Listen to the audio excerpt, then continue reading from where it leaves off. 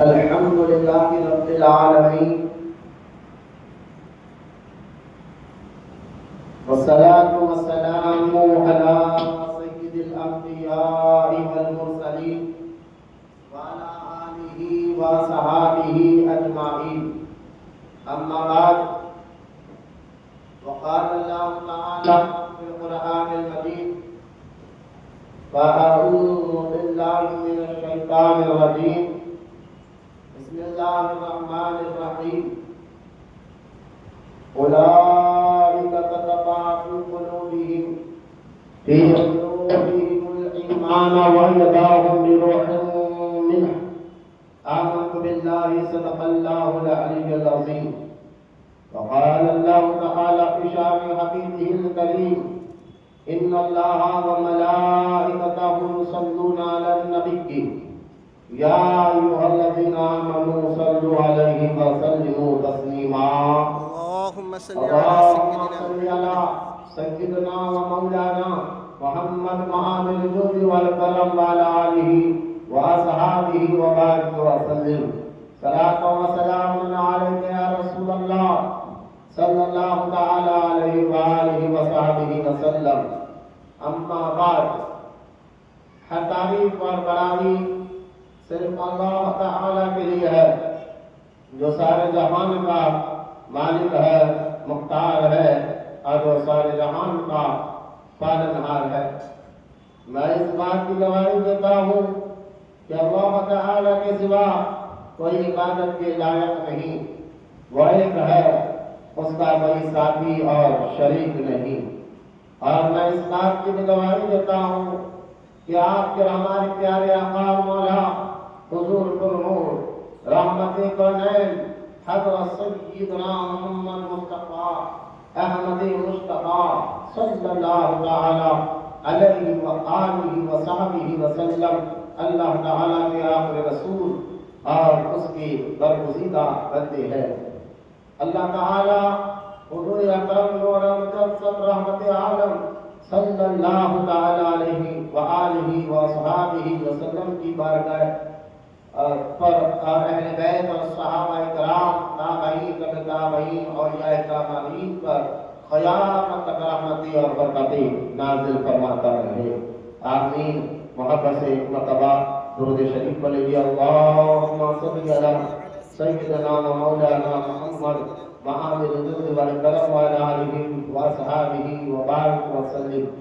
صلاۃ و سلام علیک یا رسول اللہ صلی اللہ تعالی علیہ وآلہ وصحابہ وسلم. معزز سامعین، السلام علیکم ورحمۃ اللہ وبرکاتہ. جیسا کہ آپ جانتے ہیں کہ یہ سفر المظفر کا مہینہ چل رہا ہے، تو آئیے، کیونکہ مہینے میں اکابر اہل سنت اور اکابر اولیاء کاملین کا عرس مبارک بھی ہوتا ہے، انہی بزرگوں میں اللہ تعالیٰ کو محبوب بندے امام عشق و محبت، امام اہل سنت، امام احمد رضا خان علیہ رحمۃ الرضوان کی شان و عظمت اور ان کی دینی خدمات پر ہم کچھ روشنی ڈالنے کی کوشش کریں گے. اللہ تعالیٰ ہم تمام کو اہل سنت زیادہ عمل کرنے کی توفیق عطا فرمائے، حق کہنے اور حق بولنے کی اللہ توفیق عطا فرمائے. آمین. قبل اس کے کہ اپنے اور اس عنوان پر آؤں قریب اہل سنت و جماعت کے مطابق، سب سے پہلے ہم اور آپ پیارے آقا رحمت کونین صلی اللہ تعالی علیہ وآلہ وصحبہ وسلم کی بارگاہ اقدس میں درود و سلام پڑھنے کی اہمیت فضیلت کو سنتے چلے. کتب احادیث میں بے شمار احادیث آئے ہیں درود اور سلام پڑھنے کی فضیلت پر. یہاں تک کہ پیارے آقا رحمت کونین صلی اللہ تعالی علیہ وآلہ وصحبہ وسلم نے ارشاد فرمایا کہ جو مجھ پر ایک مرتبہ درود پڑھتا ہے اللہ تعالیٰ اس پر 10 رحمتیں نازل فرماتا ہے اور اس کے 10 گناہوں کو معاف فرماتا ہے اور اس کے 10 درجات کو بلند فرماتا ہے. سبحان اللہ. درود پڑھنے سے اللہ تعالیٰ نیکیاں بھی عطا فرماتا ہے، درود پڑھنے والوں پر رحمتیں بھی نازل فرماتا ہے، درود پڑھنے والوں کے گناہ بھی معاف فرماتا ہے۔ درود پاک ایک ایسا وظیفہ ہے جس کے پڑھنے سے اللہ تعالیٰ مشکلوں کو بھی آسان فرماتا ہے، تکلیفوں کو بھی دور فرماتا ہے۔ اکثر لوگ کہتے ہیں کہ آسان سا وظیفہ بتائے تاکہ پڑھنے سے ہر مشکل آسان ہو جائے اور ہر تکلیف دور ہو جائے، یعنی ایک ایسا وظیفہ ہو جس کے پڑھنے سے ہر مشکل کا حل ہو جائے، اللہ تعالیٰ ہر مشکل کو آسان فرما دے۔ تو میں اکثر کو کہتا ہوں آپ درود شریف کثرت سے پڑھا کریں، یقین جانے درود پاک پڑھنے والوں کو اللہ تعالیٰ ہر مشکل سے آسانی عطا فرماتا ہے۔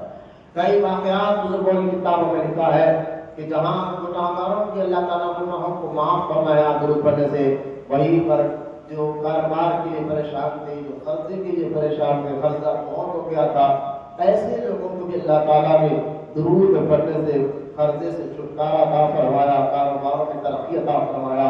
آج برس میرے کہنے کا مقصد یہ ہے کہ درود پاک ایک ایسا وظیفہ ہے جس کے پڑھنے سے اللہ ہر مشکل کو آسان فرماتا ہے۔ پھر اللہ کا کرم دیکھیں کہ درود پڑھنے والوں کو اللہ تعالیٰ دنیا میں بھی اس کا اجر عطا فرماتا ہے، قبر اور آخرت میں بھی انشاءاللہ تعالیٰ اس کا اجر ملے گا۔ اخلاص کے ساتھ، عشق و محبت کے ساتھ پیارے آقا رحمت کونین کی بارگاہ میں جو درود و سلام پڑھتا ہے، یوں سمجھے کہ اللہ تعالیٰ اس کو دونوں جہاں میں کامیابی اور کامرانی عطا فرماتا ہے۔ اللہ تعالیٰ درود پاک کے بے شمار فضائل احادیث مبارکہ میں موجود ہے۔ اللہ ہم تمام کو عمل کرنے کی توفیق عطا فرمائے۔ یہ بھی اللہ تعالیٰ کا خاص فضل و کرم ہے۔ احادیث میں درود پاک کے بے شمار جہاں فضائل ہے، ہاں کچھ بزرگان دین نے خاص درود کی اہمیت بھی بتائی ہے اور افضل درود کو درود ابراہیم بھی بتایا ہے، لیکن جو درود یاد ہے اجر ایسے ہی ملے گا۔ بس حقیقت اور محبت کے ساتھ آپ کو پڑھنا چاہیے کہ کوئی خاص درود نہیں ہے کہ مشکل حل کرنے کے لیے درود پڑھو، تکلیف دور کرنے کے لیے درود، جو آپ کو درود پاک یاد ہو پڑھے، اللہ تعالیٰ اس کا اجر عطا فرماتا ہے۔ اللہ ہم تمام کو کہنے سننے سے زیادہ عمل کی توفیق عطا فرمائے، آمین۔ محبت سے ایک مرتبہ پیارے آقا رحمت کونین صلی اللہ تعالی علیہ وآلہ وصحبہ وسلم کی بارگاہ اقدس میں درود و سلام کا نذرانہ پیش کریں۔ مل کر پڑھیے اللہم صلی علی سیدنا و مولانا محمد وعلی الجود والکرم وعلی آلہ وصحبہ وبارک وسلم، صلاۃ و سلام علیک یا رسول اللہ صلی اللہ تعالی علیہ وآلہ وصحبہ وسلم۔ معزز سامعین، آپ جیسا کہ جانتے ہیں کہ یہ دنیا بنانے کا مقصد کیا ہے، جو ہم اہل ایمان ہیں، مسلمان ہیں، قرآن ہماری رہنمائی کرتا ہے، احادیث ہماری رہنمائی کرتی ہے، اور قرآن حدیث کی روشنی میں یہ بات ہمیں پتہ چلی کہ اللہ تعالیٰ نے دنیا کو کس مقصد کے لیے پیدا کیا، یعنی دنیا کو کس لیے بنایا، انسانوں کو کس لیے بنایا۔ اور یہ تمام باتیں بھی جانتے ہیں کہ دنیا میں ہم اللہ کی عبادت کے لیے پیدا کیے گئے۔ قرآن جیسا کہ اعلان فرما رہا ہے کہ ہم نے تمہیں دنیا میں اس لیے بھیجا کہ تم اللہ کی بندگی کرو، اللہ تعالیٰ کی عبادت کرو۔ اللہ تعالیٰ کی بندگی اور اس کی عبادت کے لیے انسانوں کو اللہ تعالیٰ نے پیدا فرمایا ہے، اور پھر جب انسان کو دنیا میں بھیجا گیا تو پھر اس دنیا میں آنے کے بعد مسئلہ یہ ہوا کہ شیطان اور نفس کے بھٹکارے میں آ کر لوگ اللہ تعالیٰ کی عبادت سے دور ہونے لگے، اہم مقصد کے لیے جو بھیجا گیا تھا وہ مقصد سے دور ہونے لگے۔ تو پھر اللہ کا فضل اور اس کا کرم یہ ہوا کہ اللہ تعالیٰ نے دنیا میں نبیوں اور رسولوں کو کم و بیش 1,24,000 کو دنیا میں بھیجا، اور بھیجا اس لیے کہ جو وعدہ ہم تمام اور قیامت تک کے آنے والے آدم علیہ السلام سے لے کر قیامت تک کے آنے والے انسانوں کی روحوں نے جو اللہ سے وعدہ کیا تھا وہ ہمارا رب ہے، جب وہ دنیا میں آ کر اس وعدے کو بھول گئے اور اللہ تعالیٰ کو چھوڑ کر غیروں کی عبادت میں مشغول ہو گئے، اللہ تعالیٰ ان کی رہنمائی اور ان کی ہدایت کے لیے اور ان کو وہ وعدہ یاد دلانے کے لیے جو عالمی اربا میں ہر انسان نے اللہ کی بارگاہ میں کیا تھا کہ جو ہمارا رب ہے تیری عبادت کریں گے، جیسا کہ اس کا ذکر قرآن میں سورہ آل عمران میں تیسرے پارے موجود ہے کہ آیت نساء اگر آپ پڑھیں گے تو تفسیر آئے گی کہ ہماری روحیں عالم ارواح روحوں کی دنیا میں اللہ سے وعدہ کر کر دنیا میں آئی ہے جسم کے ذریعے کہ ہم تیری عبادت کریں گے، لیکن اب دنیا میں آنے کے بعد جو عظیم مقصد کے لیے ہمیں بنایا گیا تھا کہ رب کی عبادت، اس کی بندگی، اس کے احکام پر چلنا، اس کی اطاعت کرنا، اس عظیم وعدے کے خلاف کرنے لگے تو اللہ تعالیٰ نے ان کی ہدایت کے لیے، ان کی رہنمائی کے لیے انبیاء علیہ السلام رسولوں کو دنیا میں بھیجا، اور نبی اور کتاب کے ذریعے ان کو وعدہ یاد کیا گیا اور ان کو سمجھایا گیا کہ تمہیں کس لیے بھیجا گیا ہے اور تمہیں کس لیے بنایا گیا ہے، تم کس لیے آئے ہو۔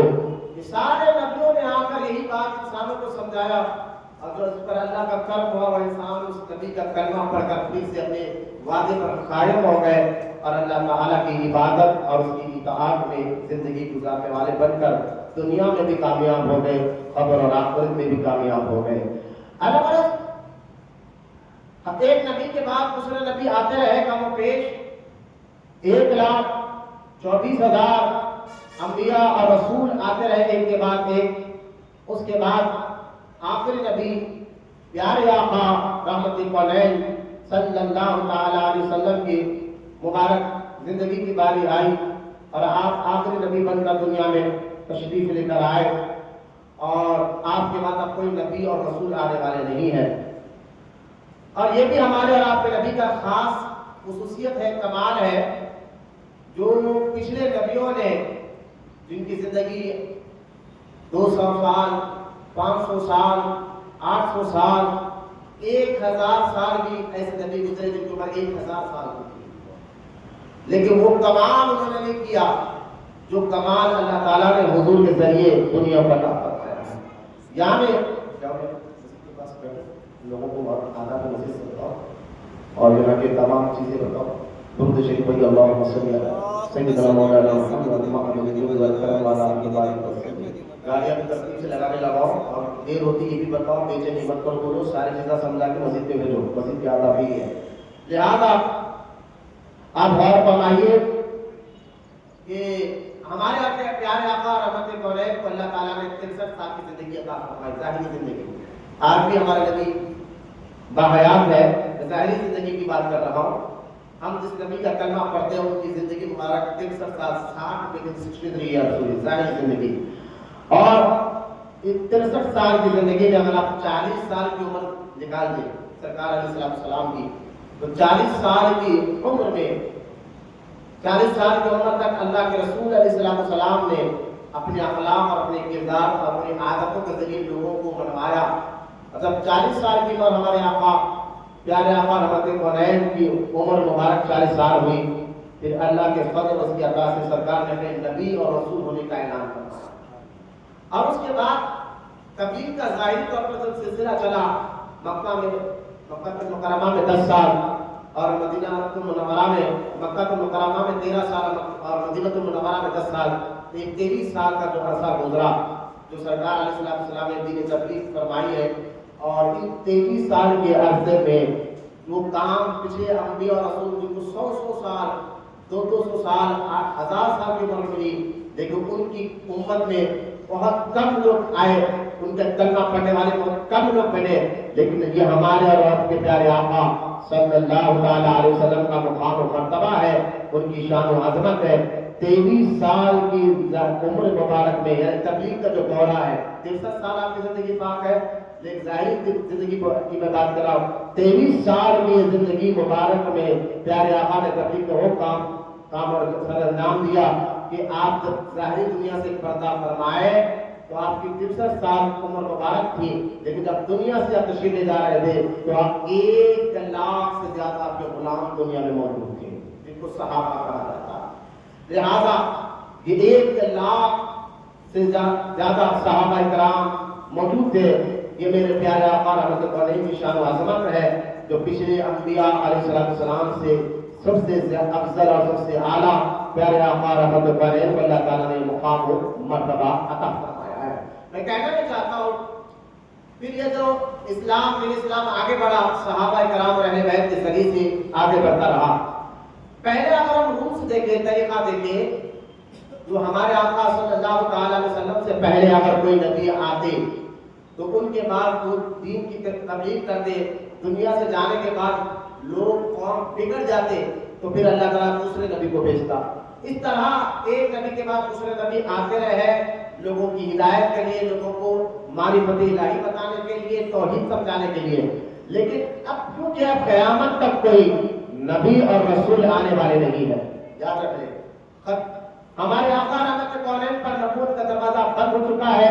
اب کوئی نبی کوئی رسول جو ہے قیامت تک آنے والے نہیں ہے.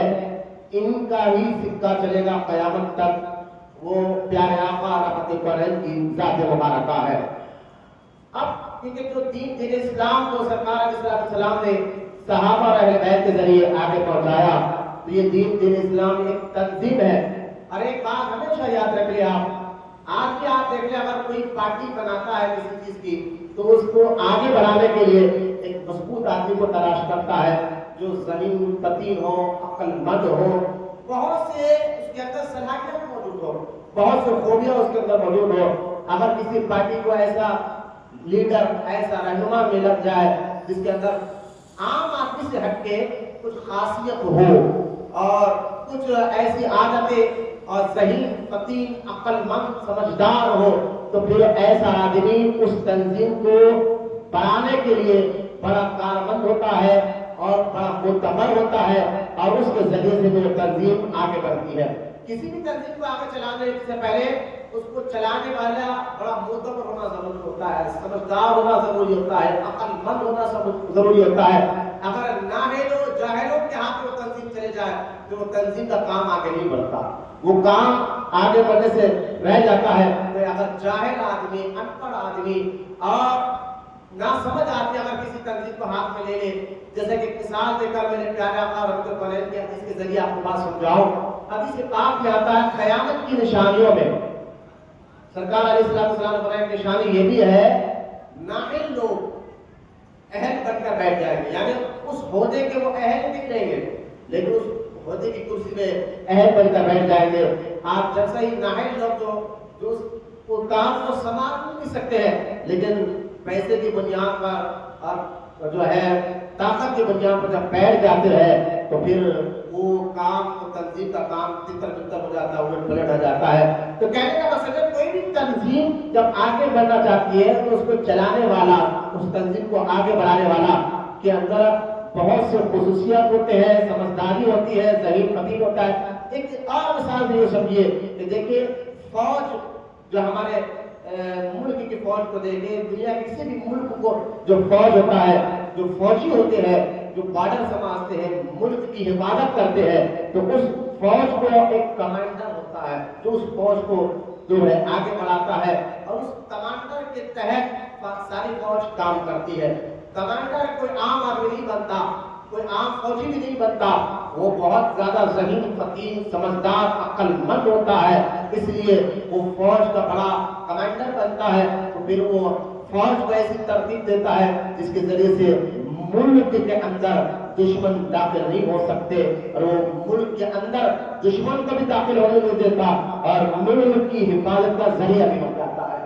یعنی کسی فوج کو آگے سمجھانے بڑھانے کے لیے ایک کمانڈر کی ضرورت ہوتی ہے اور وہ عام آدمی نہیں ہوتا. کسی تنظیم کو آگے بڑھانے کے لیے ایک جو ہے خاص شخصیت کی ضرورت ہوتی ہے، کوئی عام آدمی نہیں، اس کے اندر خاص خصوصیت ہو، ذہنیت ہو. یہ مثالیں دے رہا ہوں کو سمجھانے کے لیے. اسی طرح یہ دو مثال دے کر آگے بڑھنا چاہتا ہوں. اسی طرح دین اسلام ایک تنظیم ہے. اس تنظیم کو اللہ اس کے رسول علیہ السلام نے، اللہ تعالیٰ نے قرآن اور احادیث کے ذریعے اس تنظیم کو مضبوط کیا اور اس تنظیم کے وفادار ساتھیوں کا نام صحابہ کرام ہے، جنہوں نے صحابہ اور اہل بیت ہے، جنہوں نے پھر یہ تنظیم جو پیارے آقا رحمت کونین نے بنائی تھی، تو یہ صحابہ اور اہل بیت نے اس تنظیم کو آگے بڑھایا.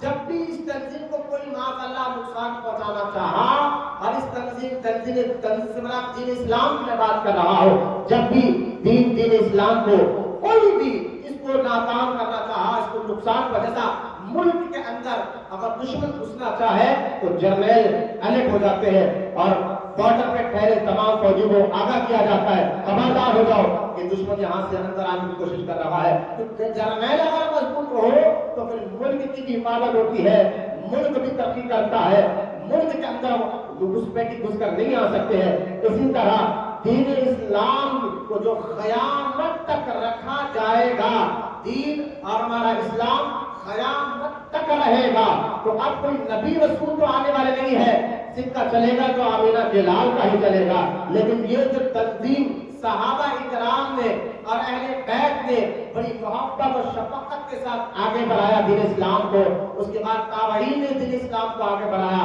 اس کے بعد تبع تابعین نے دین اسلام کو آگے بڑھایا، اور اولیاء کاملین کے ذریعے دین آج بھی آگے بڑھا ہے، انشاءاللہ قیامت تک آگے بڑھتا رہے گا۔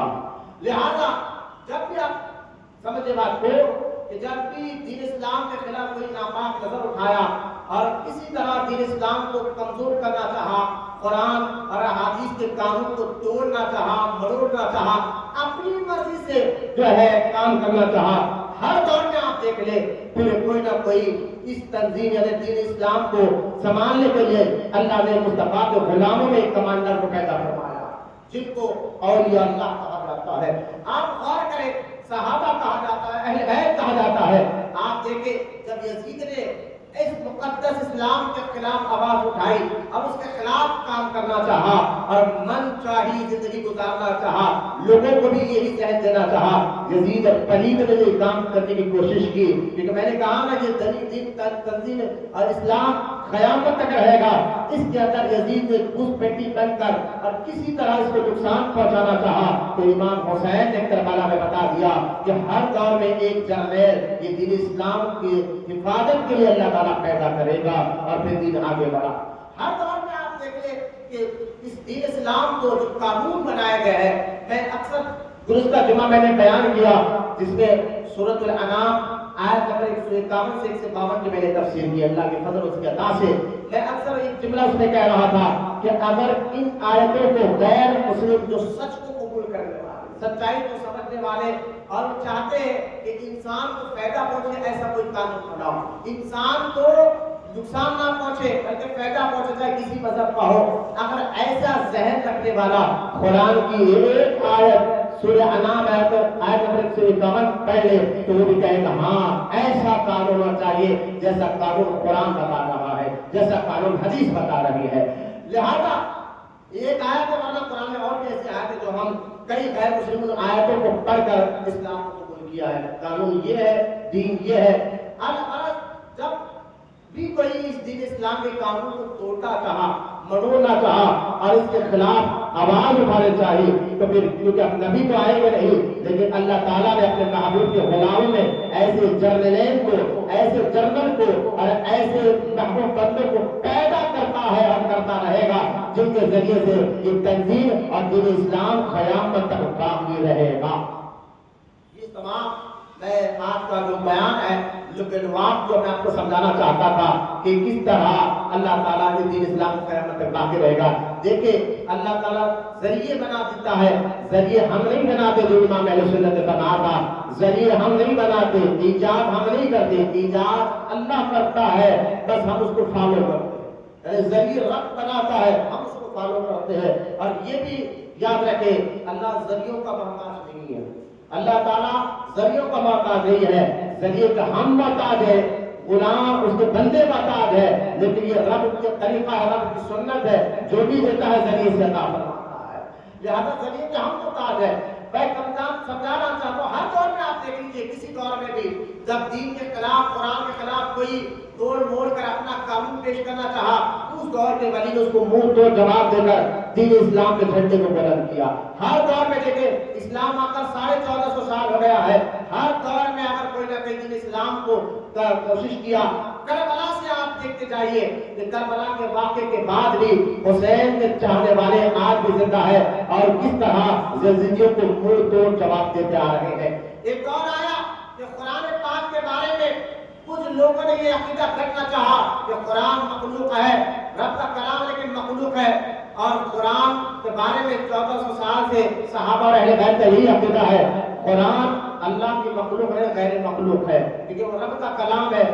الغرض بادشاہ نے بہت کوشش کی اور یہ سمجھایا معاذ اللہ کے قرآن کو مخلوق مانو، قرآن کو پیدا کیا گیا مانو، لیکن رب کا کلام جب رب پیدا ہونے سے پاک ہے، اس کا کلام کیسے پیدا ہو سکتا ہے؟ بات یہاں تک کہ کچھ لوگ جو ہے اسلام کے کلمہ پڑھنے والے اس کے بات ماننے لگے، لیکن اس دور میں دین اسلام کے اس عقیدے کو مضبوط کرتے ہوئے امام احمد بن حنبل رضی اللہ تعالی عنہ نے اپنے جسم پر کوڑے کھائے اور جیل میں جانا منظور کیا، لیکن یہ بات سچ بتائی کہ نہیں، قرآن مخلوق نہیں، غیر مخلوق ہے اور اللہ کا کلام ہے۔ یعنی ہر دور میں جب کبھی بھی لوگوں نے دین کو نقصان پہنچانے کا ذریعہ نکالا تو ایک جرنیل اللہ کا ایک محبوب بندہ ضرور رہا ہے جو دین اسلام کو مضبوط کر کر مصطفیٰ جان رحمت کے ظاہر دین کا جھنڈے کو بلند کرتا ہے۔ اگر آپ دیکھتے جائیں ماضی میں سرکار غوث پاک کا دور دیکھ لیں، وہ دور 470 ہجری کا تھا جب غوث اعظم پیدا ہوئے تھے رضی اللہ تعالیٰ عنہ، اور اس دور میں یہود اور نصارہ نے بغداد، عراق، ایران کے بہت سے علاقوں میں یہ ذہن دے دیا تھا کہ یہودیت سچا مذہب ہے، عیسائیت سچا مذہب ہے، اور کچھ کم علم والے ان کی باتوں میں بھی آ گئے تھے اور ان کی بات کو سمجھ رہے تھے، لیکن اللہ تعالیٰ نے غوث پاک رضی اللہ تعالیٰ کے ذریعے ان یہودیوں کے تسلم کو یعنی ان کے جادو کو توڑا، ان نصرانیوں کے جادو کو توڑا، اور سرکار غوث اعظم کو محی الدین کا لقب دے کر بتایا کہ وہ ہے جو دین کو زندہ کرنے والا ہے۔ سرکار غوث پاک نے پھر لوگوں کو دین کا صحیح پرچم، صحیح تعارف کرایا اور دین اسلام کے جھنڈے کو بلند کیا۔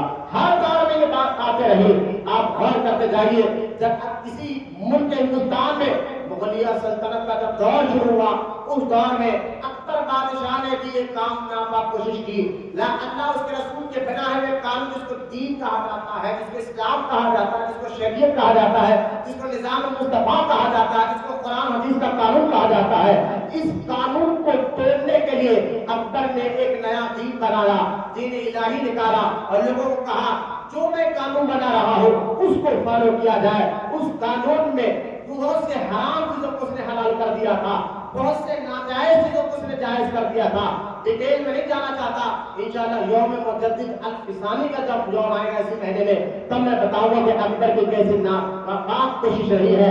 الغرض جب اس نے ایڑی چوٹی کا زور لگایا پورے ملک ہندوستان میں، تو لیکن اس دور میں اللہ تعالیٰ نے ایک ایسے جرنیل اور اپنے ایک ایسے محبوب بندے کو پیدا فرمایا جن کو لوگ شیخ احمد سرہندی کے نام سے جانتے ہیں، مجدد الفسانی کے نام سے جانتے ہیں، جنہوں نے دین اسلام کے جھنڈے کو بلند کیا۔ اکبر کی آنکھ میں آنکھ ملا کر کہا کہ سکہ چلے گا تو آمینہ کے نام کا چلے گا رضی اللہ تعالی عنہ۔ لہذا کہنے کا مقصد یہ ہر دور میں آپ دیکھتے جائیے کس طرح کے معاملات ہوئے ہیں دین کو نقصان پہنچانے کے لیے، اسلام کو نقصان پہنچانے کے لیے۔ اب بات آ جائے جس ذات مبارک کی میں بات آپ کے سامنے کر رہا تھا، وہ ہے امام عشق و محبت، امام اہل سنت، امام احمد رضا خان رضی اللہ تعالیٰ عنہ کا، کہ آپ کیسے اللہ کے محبوب بندے جرنیل گزرے ہیں، کیسے آپ نے دین اسلام کی خدمت کرتے ہوئے دین اسلام کے پرچم کو بلند کیا ہے۔ لیکن اس سے پہلے میں ہندوستان کی تاریخ پر کچھ بات کرنا چاہتا ہوں تاکہ آپ، کیونکہ اگست کا مہینہ بھی کل سے شروع ہو جائے گا، یہ جو کل اگست ہم منا رہے ہیں، دیش کی آزادی کی خوشی منا رہے ہیں، اسی کے پیچھے بہت سے ہندوستان کی تاریخ بھی آپ کو سمجھ میں آ جائے۔ یہ ملک ہندوستان جہاں سب سے پہلے قدم ہمارے تمام انسانوں کے باپ آدم علیہ السلام نے جنت سے اترنے کے بعد یہاں قدم رکھا تھا، جہاں انبیاء کے مبارک قدم رکھے گئے ہیں۔ الغرض یہ ملک ہندوستان وہ ہندوستان ہے جس کے بارے میں امام نسائی کی حدیث پاک موجود ہے، امام نسائی شریف میں فرماتے ہیں، حدیث پاک میں آتا ہے، پیارے آقا رحمت الکونین نے ملک عرب یعنی مدینہ المنورہ میں بیٹھے بیٹھے اپنا چہرہ ہند یعنی ہندوستان کی طرف کر کے کہا، یہاں سے مجھے عشق کی اور محبت کی خوشبو آتی ہے، ایمان کی خوشبو آتی ہے، محبت کی خوشبو آتی ہے۔ یہاں یہ وہ ملک ہے، ملک ہندوستان جس کو کہا جاتا ہے۔ اس ہندوستان کے ملک میں جہاں بہت سے بادشاہوں نے وقت گزارا ہے اور بہت سے راجا مہاراجا گزرے ہیں، جو اس ہندوستان کے ملک کا سب سے پہلا مسلم کا بادشاہ شہاب الدین غوری گزرا۔ شہاب الدین غوری وہ خواجہ غریب نواز رضی اللہ تعالیٰ کے دور مبارک میں میراث سے جنگ کے بعد میراث بنانے کے بعد جب ہندوستان کا راجا بنا، بادشاہ بنا، شہاب الدین غوری جس کا نام ہے، جو خواجہ غریب نواز کے پیچھے نماز مغرب بھی ادا کرتا ہے اور خواجہ فرید نواز کو دے کر قدموں میں گر کر کہتا ہے یہ میری فتح نہیں آپ کی دعا کا ذریعہ بنا ہے، آپ نے مجھے اشارہ کر کر بنایا ہے۔ الگ یہی شہاب الدین غوری خواجہ فرید نواز کے ہاتھ میں ہاتھ دے کر مرید ہوتا ہے، بیعت ہوتا ہے۔ پتہ چلتا ہے اس تاریخ سے یہ ہندوستان کا پہلا مسلم بادشاہ جہاں سنی بھی تھا اور چشتی بھی تھا۔ ذرا یہ بات یاد رکھیے، ہندوستان کی تاریخ کے بارے میں میں بات بتا رہا ہوں، سنی میں تھا اور چشتی بھی تھا، سلسلہ چشت میں بیعت ہونے والا، کیونکہ یہاں ملک ہندوستان میں جو دین اسلام کا سب سے اہم فریضہ انجام دینے والے، یوں تو بہت بزرگان کے خواجہ فرید نواز سے پہلے بھی ہندوستان تشریف لائے ہیں، جس میں محمود غزنوی رحمۃ اللہ تعالیٰ کے بھانجے سلطان سالار مقصود رحمۃ اللہ تعالیٰ علیہ، جن کا مزار یوپی اتر پردیش بہرائچ میں موجود ہے، وہ بھی خواجہ فرید نواز سے پہلے ہندوستان تشریف لے کر آئے تھے۔ اور سید بدیع الدین زندہ شاہ مدار رضی اللہ تعالیٰ عنہ، جن کا مزار یوپی پور میں موجود ہے، یہ بھی فرید نواز سے پہلے ہندوستان میں تشریف لائے تھے۔ لیکن دین اسلام کی پہچان جو فرید نواز کے ذریعے ملی ہے، جو فرید نواز کے ذریعے سے پھیلا ہے، اس سارا ملک کا ہندوستان کا مسلمان جانتا ہے، اور ان کے ذریعے لاکھوں نہیں، 1 کروڑ نہیں، بلکہ 99 لاکھ لوگوں نے کلمہ پڑھا ہے، اور کلمہ پڑھ کر دین اسلام کو قبول کیا ہے اپنی مرضی سے اور اپنے مرضی اور اپنی رضا سے۔ خواجہ فرید نواز رضی اللہ تعالیٰ عنہ پہ دین اسلام کی جو ہے بہت زبردست دنگا مچایا، اور پورے ہندوستان، اچھا انڈیا کی جو میں بات کر رہا ہوں، ابھی جو موجودہ انڈیا میں، اس دور میں پاکستان بھی بنا نہیں تھا، سری لنکا بنا نہیں تھا، بنگلہ دیش بنا نہیں تھا، پورا یہ انڈیا میں آتا تھا۔ میں اکثر ہندوستان کی بات کر رہا ہوں جو خواجہ فرید نواز رضی اللہ تعالیٰ عنہ ہے۔ اب فرید نواز کون تھے؟ سب جانتے ہیں، عقیدے کے مطابق وہ اہل سنت تھے، اور جو ہے مذہب کے مطابق وہ حنفی تھے، امام اعظم کے پیروکار تھے۔ لہذا فرید نواز جب ہندوستان میں اسلام لے کر آئے، پھیلائے، لاکھوں کروڑ لوگوں نے کلمہ پڑھا، تو پتہ چلا پورے ملک کے ہندوستان میں چاروں طرف کوئی شیعہ وہابی بدعقیدہ نہیں تھا، سب سنی تھے، اہل سنت کا جماعت کے تھے، اللہ رسول سے محبت کرنے والے، بزرگوں، فقیروں، درویشوں کی عزت کرنے والے، درگاہوں پر جانے والے، فاتحہ دلانے والے، میلاد منانے والے تھے۔ ذرا یہ حقیقت کڑوی ہے اور سچ بھی ہے، ذرا ذہن میں رکھیں۔ خواجہ فرید نواز کے بعد پھر یہ آگے سلسلہ بڑھتا رہا، خواجہ قطب الدین بختیار کاکی آئے، وہ دین کا اسلام کا کام آگے پہنچائے، ان کے بعد بابا فرید بن شکر آئے، وہ دین اسلام کا کام آگے بڑھاتے رہے۔ ان کے بعد دور آیا نظام الدین محبوب الہی کا رحمۃ اللہ تعالیٰ علیہ رضی اللہ تعالیٰ عنہ۔ لہذا محبوب الہی کے دور پاک میں بھی جو آپ نے چار ایسے راجا مہاراجا کو دیکھا ہے، خلجی دور میں بھی دیکھا، یہ تو اس دور کی بات میں کر رہا ہوں، ابھی مغلیہ سلطنت ہندوستان میں آئی نہیں تھی، اس سے پہلے کی بات ہے۔ پہلا دور لودھی دور ہے، شہاب الدین کے بعد لودھی دور گزرا ہے، لودھی کا دور گزرا ہے۔ جتنے بادشاہ محبوب الہی یعنی مغلیہ سلطنت سے پہلے خلجی دور بھی گزرا ہے، اور تغلق دور بھی گزرا ہے، اور بلبل دور، غیاث الدین بلبل کا دور بھی گزرا ہے۔ یہ جتنے سلطنتیں ملک ہندوستان بھر میں آئے ہیں، ایک بات یاد رکھیں، مغلیہ سلطنت سے پہلے جتنا دور بادشاہ، راجا، مہاراجا، خلجی دور، تغلق دور، اور جو ہے شہاب الدین کا دور، سلطان التمش کا دور، جتنا دور گزرا ہے، یعنی محبوب الہی کے بعد کے بہت آگے جانے کے بعد مغلیہ سلطنت شروع ہوئی ہے۔ مغلیہ سلطنت سے پہلے جتنا دور راجا مہاراجاؤں کا 500 سال کے قریب گزرا ہے، وہ سارے دورے پورے ملک کے ہندوستان میں ایک ہی مسلک اہل سنت تھا۔ یہ بات حقیقت ہے، ابھی اہل تشیع شیعہ کا بھی دور آیا نہیں تھا، پورے ہندوستان میں سنی مسلمان ہی تھے، کوئی دوسرا کو مسلمان پورے ملک کے ہندوستان میں نظر نہیں آتا تھا۔ ہاں مغلیہ سلطنت کا دور ہوا، اکبر بادشاہ کا، ہمایوں کے بعد اکبر بادشاہ کے بعد جو بادشاہ جہانگیر آیا، اس کی بیوی نور جہاں کے ذریعے پھر ہندوستان میں اہل تشیع شیعہ آ کر رہنے اور بسنے لگے گی نام سے۔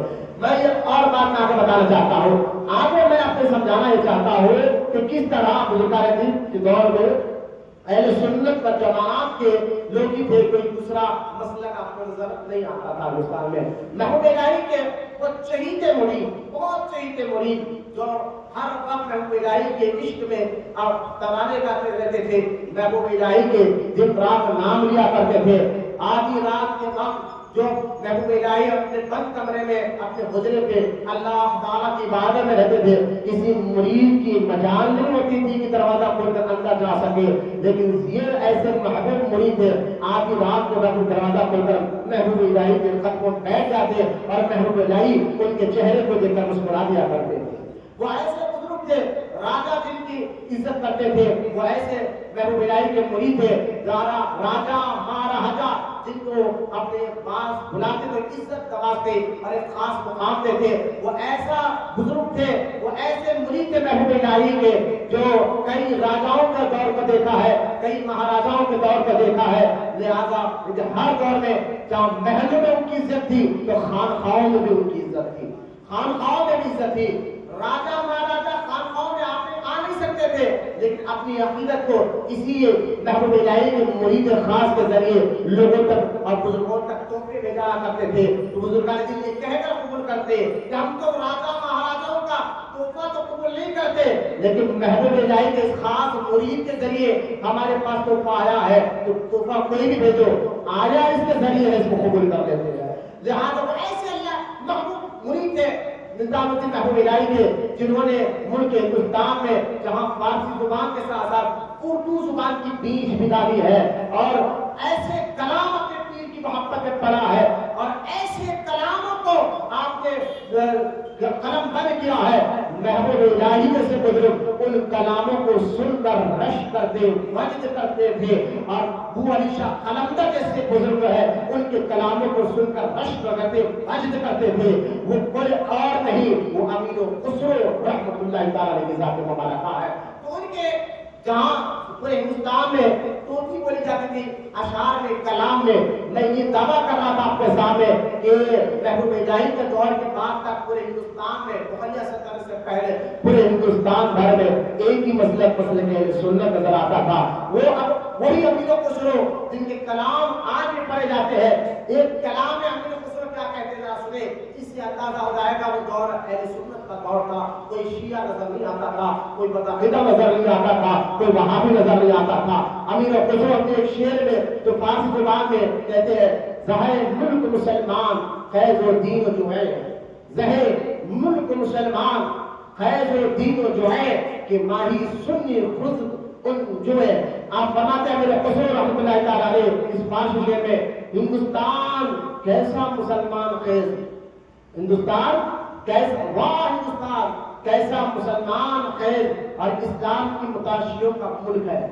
کیا کہہ رہے ہیں میرے شعر میں، واہ ہندوستان کیسا مسلمان خیز اور اسلام کی متاشیوں کا ملک ہے، یہاں تو سنیں، یہاں تو ماہی کہتے ہیں عربی میں، فارسی میں کلام کو، پکشی کو، آپ کہتے ہیں یہاں تو نہر سے مچھلی بھی نکلتی ہے تو وہ بھی سنی ہوتی ہے، نہر سے مچھلی نکلتی ہے وہ بھی سنی ہوتی ہے۔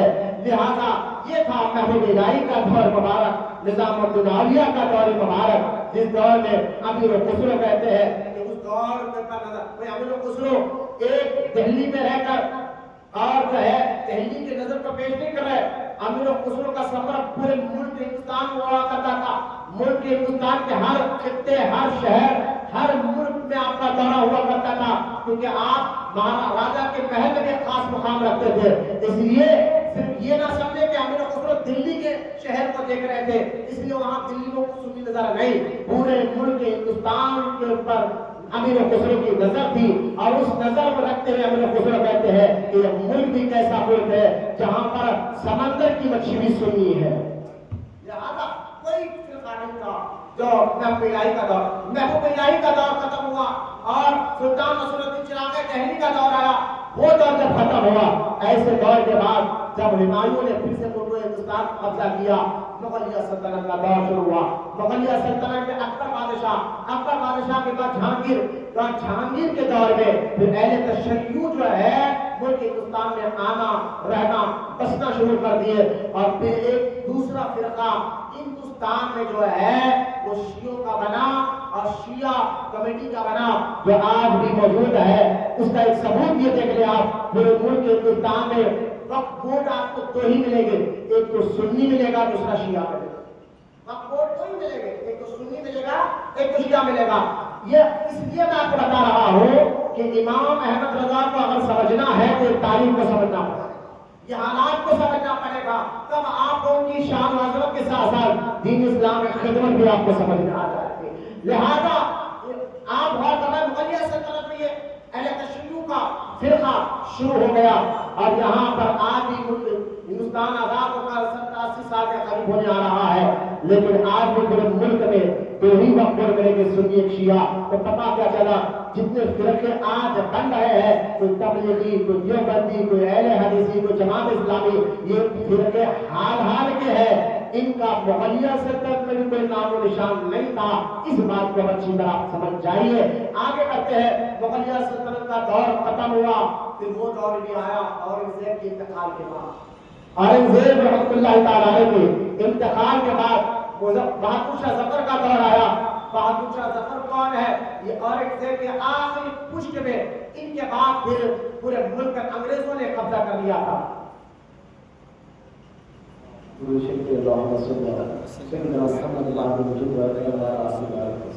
توجہ سے بچوں کو ذرا علم نہ دیں، اور کچھ باتیں ہیں کہ ہمارا بھی ذہن بدل جاتا ہے، بات بڑی محنت کر کے ہم لوگ کچھ چیزیں لاتے ہیں تو تھوڑا سا توجہ دے کر سنیں، اٹھک نہ کریں، بالکل توجہ سے کریں۔ لہذا آپ غور فرمائیں کہ بہادر شاہ ظفر کا دور بھی، اس دور میں بھی اہل سنت میں ایسا کام تھا کہ آپ خواجہ غریب نواز کے بہادر شاہ ظفر جو اورنگزیب رحمۃ اللہ تعالی علیہ کے پشت میں آخری بادشاہ گزرے ہیں، اور مغلیہ سلطنت کے آخری راجا جن کا جو ہے مذاق جو ہے منگول میں جو ہے موجود ہے۔ لہذا بہادر شاہ ظفر بھی ایسے کٹر اہل سنت کو چاہنے والے اور اپنے آپ کو سنی کہنے والے تھے کہ آپ بڑی عقیدت کے ساتھ خواجہ ہند الولی عطائے رسول خواجہ غریب نواز کا جب عرس آتا تو یہی دہلی سے لال قلعے سے ایک چاندی کا چراغ اور ایک چادر فقیروں اور درویشوں کے ذریعے آپ نذرانے کے طور پر جو ہے دہلی سے اجمیر شریف بھیجا کرتے تھے۔ لیکن عرس غریب نواز میں ہر سال چادر کا بھیجنا، نذرانوں کا بھیجنا اور چراغ کا بھیجنا، یہ بہادر شاہ ظفر جو مغلیہ سلطنت کے آخری راجا گزرے ہیں ان کا عقیدہ تھا، ان کا ماننا تھا، اور وہ ساتھ ساتھ کئی بزرگوں کے چاہنے والے تھے۔ اور یہی بہادر شاہ ظفر، یہ تاریخ روایت میں آتا ہے، تاریخ میں آتا ہے، بڑے عقیدت اور محبت کے ساتھ دہلی کے لال قلعے میں 12 ربیع الاول یعنی میلاد النبی بھی کیا کرتے تھے۔ میلاد النبی کے جھنڈے لاہور دہلی کے لال قلعے میں بہادر شاہ ظفر کے دور میں لگا کرتے تھے۔ سو بچے کہ وہاں بھی بدعقیدہ یہ آج کے پیداوار ہے، آج کے اس دور میں کیسا تھا میں بتا رہا ہوں۔ ہمیں یہاں سے کہتے ہیں یہ کہاں سے تم نے فرقے نکالے؟ فرقے ہم نے نہیں نکالے، فرقے تم بنا کر ہمارے پاس آئے ہو۔ لہذا آپ کسی بھی راجا مہاراجا 800 سال کا دور گزرا ہے، جتنے راجا ملک ہندوستان میں حکومت کرے، کتنے سال کا؟ 800 سال کا تاریخ ذہن میں رکھے، دیش کی آزادی کا دن کیا ہے، باتیں یاد رکھنا چاہیے۔ 800 سال کا دور گزرا ہے جس میں لودھی سلطنت ہے اور شہاب الدین غوری سلطنت ہے، التمش کا سلطنت دور گزرا ہے، خلجی سلطنت گزرا ہے، تغلق سلطنت گزرا۔ 800 سال کا دور گزرا ہے راجا مہاراجا کا، سب کے سب سنی تھے، فاتحہ درود کرنے والے تھے، بزرگوں سے محبت کرنے والے تھے۔ کہیں پر بھی اس دور میں راجا مہاراجا مغلیہ سلطنت کے دور میں ہو یا اس سے پہلے دور میں ہے، کہیں پر بھی ہمارے پیارے آقا صلی اللہ علیہ وسلم کی شان میں کوئی بے ادبی اور گستاخی نہیں کر سکتا تھا۔ لہذا ہمیں کہنے کا مقصد یہ ہے کہ جب بہادر شاہ ظفر مغلیہ سلطنت کے آخری راجا کو انگریزوں نے پکڑ کر منگول کے قید خانے میں ڈال دیا اور دہلی کے لال قلعے میں قبضہ جما لیا انگریزوں نے، اور دھیرے دھیرے پورے ملک کے ہندوستان پر انگریزوں کا قبضہ جم گیا۔ اب لاہور کو لے کے چلے، اب ذرا ذہن میں رکھے کہ کس طرح خطرناک ماحول شروع ہوا۔ وہ سلطنتیں ختم ہوئی راجا مہاراجاؤں کی، اب پورے ملک ہندوستان پر معاذ اللہ انگریزوں نے قبضہ کر لیا، اور قبضہ کر کر اس طرح کے ظلم و ستم کرے۔ تاریخ بھری ہے کہ کس طرح کے ظلم اور کس طرح کے ستم انگریز کرا کرتے تھے ہندوستانیوں پر، ملک کے رہنے والوں پر، کس طرح کی پراپرٹیاں اور ان کے تمام مال و زر کو قبضہ کر لیا گیا، اور کس طرح ظلم و ستم کے خلاف جو ہے ظلم و ستم کرتے گئے۔ اب یہ دور شروع ہوا، جب یہ دور شروع ہوا ایک صدی گزر گئی، اب پورے ملک کے ہندوستان میں کیا ہندو کیا مسلمان سارے میں مل کر جو ہے دیش کو آزاد کرنے کا نعرہ لگا۔ اب سب لوگ سینہ سفر ہو گئے، ہر ہندو ہو مسلمان ہو سکھ ہو عیسائی ہو، پورے ملک کے ہندوستان کے لوگوں نے مضبوط ارادہ جب کر لیا کہ اب اس ملک سے انگریزوں کو ختم کرنا ہے، اور ہر کوئی اپنی طاقت اور جرأت لگا کر جو ہے ہندوستان کو آزاد کرنے کے لیے تحریکیں چلانے لگا اور آگے بڑھنے لگا۔ ایسا دور شب شروع ہوا تو اللہ کے بہت بڑے ولی اور جرنیل جن کا نام مولانا فضل حق خیرآبادی رحمۃ اللہ تعالیٰ علیہ، مولانا فضل حق خیرآبادی یاد رکھ لیا، مولانا فضل حق خیرآبادی خیرآباد ہریانہ کا ایک علاقہ ہے، آج جو دلی سے آگے ہریانہ آتا ہے، ہریانہ کا ایک علاقہ ہے سیتاپور، وہاں کے یہ بہت بڑے عالم و فاضل اور حضرت عمر ابن خطاب کی اولاد میں سے ایک بزرگ تھے جن کا نام مولانا فضل حق خیرآبادی رضی اللہ تعالیٰ عنہ ہے۔ مولانا فضل حق خیرآبادی رضی اللہ تعالیٰ عنہ نے 1857 میں 1857 میں، جس کا 2026 چل رہا ہے، اس کا 1857 کی میں بات کر رہا ہوں، 1857 میں یہی مولانا خیرآبادی رحمۃ اللہ تعالیٰ علیہ تو دلی کی جامع مسجد کے امام تھے اور خطیب تھے، انہوں نے ایک تحریک خیز فتویٰ دیا جس میں ہندوستان کے خاص طور پر اس دور کے سارے مسلمانوں میں ایک جذبہ پیدا ہوا۔ وہ فتویٰ کیا تھا؟ جس فتوے کی بنیاد پر اس وقت انگریز حکومت ڈر گئی، سہر گئی اور مولانا فضل حق خیرآبادی کو پکڑ کر قید میں ڈال دیا، کالے پانی کی سزا میں ڈال دیا۔ آپ کا علم اور آپ کا عمل، آپ کا تقویٰ، آپ کی پرہیزگاری اس وقت میں ہندوستان میں آپ کو چاہنے والے اتنے تھے کہ انگریز بھی آپ کو ہاتھ ڈالنے کے لیے ڈرتے تھے، پکڑنے کے لیے ڈرتے تھے۔ وہ مولانا فضل حق خیرآبادی کو بھی بچوں کو یاد رکھنا چاہیے، جن کا مزار آج بھی دہلی ہریانہ کا علاقہ سیتاپور میں موجود ہے، جہاں مسلمان غیر مسلمان ہر کوئی جاتا ہے، سلام عرض کرتا ہے۔ یہ تاریخ یاد رکھے، مولانا فضل حق خیرآبادی رحمۃ اللہ تعالیٰ علیہ نے اپنے دور میں دلی کی جامع مسجد میں 1857 میں یہ فتویٰ دیا اور اعلان کیا، مسلمانوں انگریز حکومت ملک ہندوستان پر ناجائز قبضہ کر چکی ہے اور اس کے ظلم اور ستم کو ہم ایک صدی سے برداشت کرتے ہوئے آ رہے ہیں، لہذا اب اس سے آزادی کرنا اور اس سے اپنے ملک کو چھیننا لازم ہے، ضروری ہے۔ اب مولانا فضل حق خیرآبادی رحمۃ اللہ تعالیٰ علیہ نے ایک فتویٰ جاری کیا، جس فتوے کا اثر پورے ملک ہندوستان کے مسلمانوں پہ بھی ہوا اور حکومت ڈر گئی، انگریز ڈر گئے۔ وہ فتویٰ کیا تھا جانتے ہیں آپ؟ مولانا فضل حق خیرآبادی رحمۃ اللہ تعالیٰ نے فتوے میں لکھا کہ اب ملک کے ہندوستان انڈیا کے مسلمانوں پر انگریزوں سے جہاد کرنا نماز کی طرح فرض ہو گیا ہے۔ یہ فتویٰ لے گئے، نماز کی طرح فرض ہو گیا ہے۔ اب یہ فتویٰ ملنا تھا، حکومت ہل گئی، لوگ ہل گئے، آپ کو پکڑا گیا، قید خانے میں ڈالا گیا، لیکن آپ کی ہمت اور جرأت میں کمی نہیں آئی۔ مولانا فضل حق خیرآبادی کو جیل کے اندر نہ پین دیا گیا نہ کاپی دی گئی، آپ نے کوئلسے سے ایک کا جو ہے اٹے پر لکھتے تھے اور لوگوں کو تحریر میں کہتے تھے میری پرواہ نہیں کرنا، ان سے جہاد فرض ہے، اگر مجھے باہر رکھا جائے تو میں بھی تمہارے ساتھ ہوں۔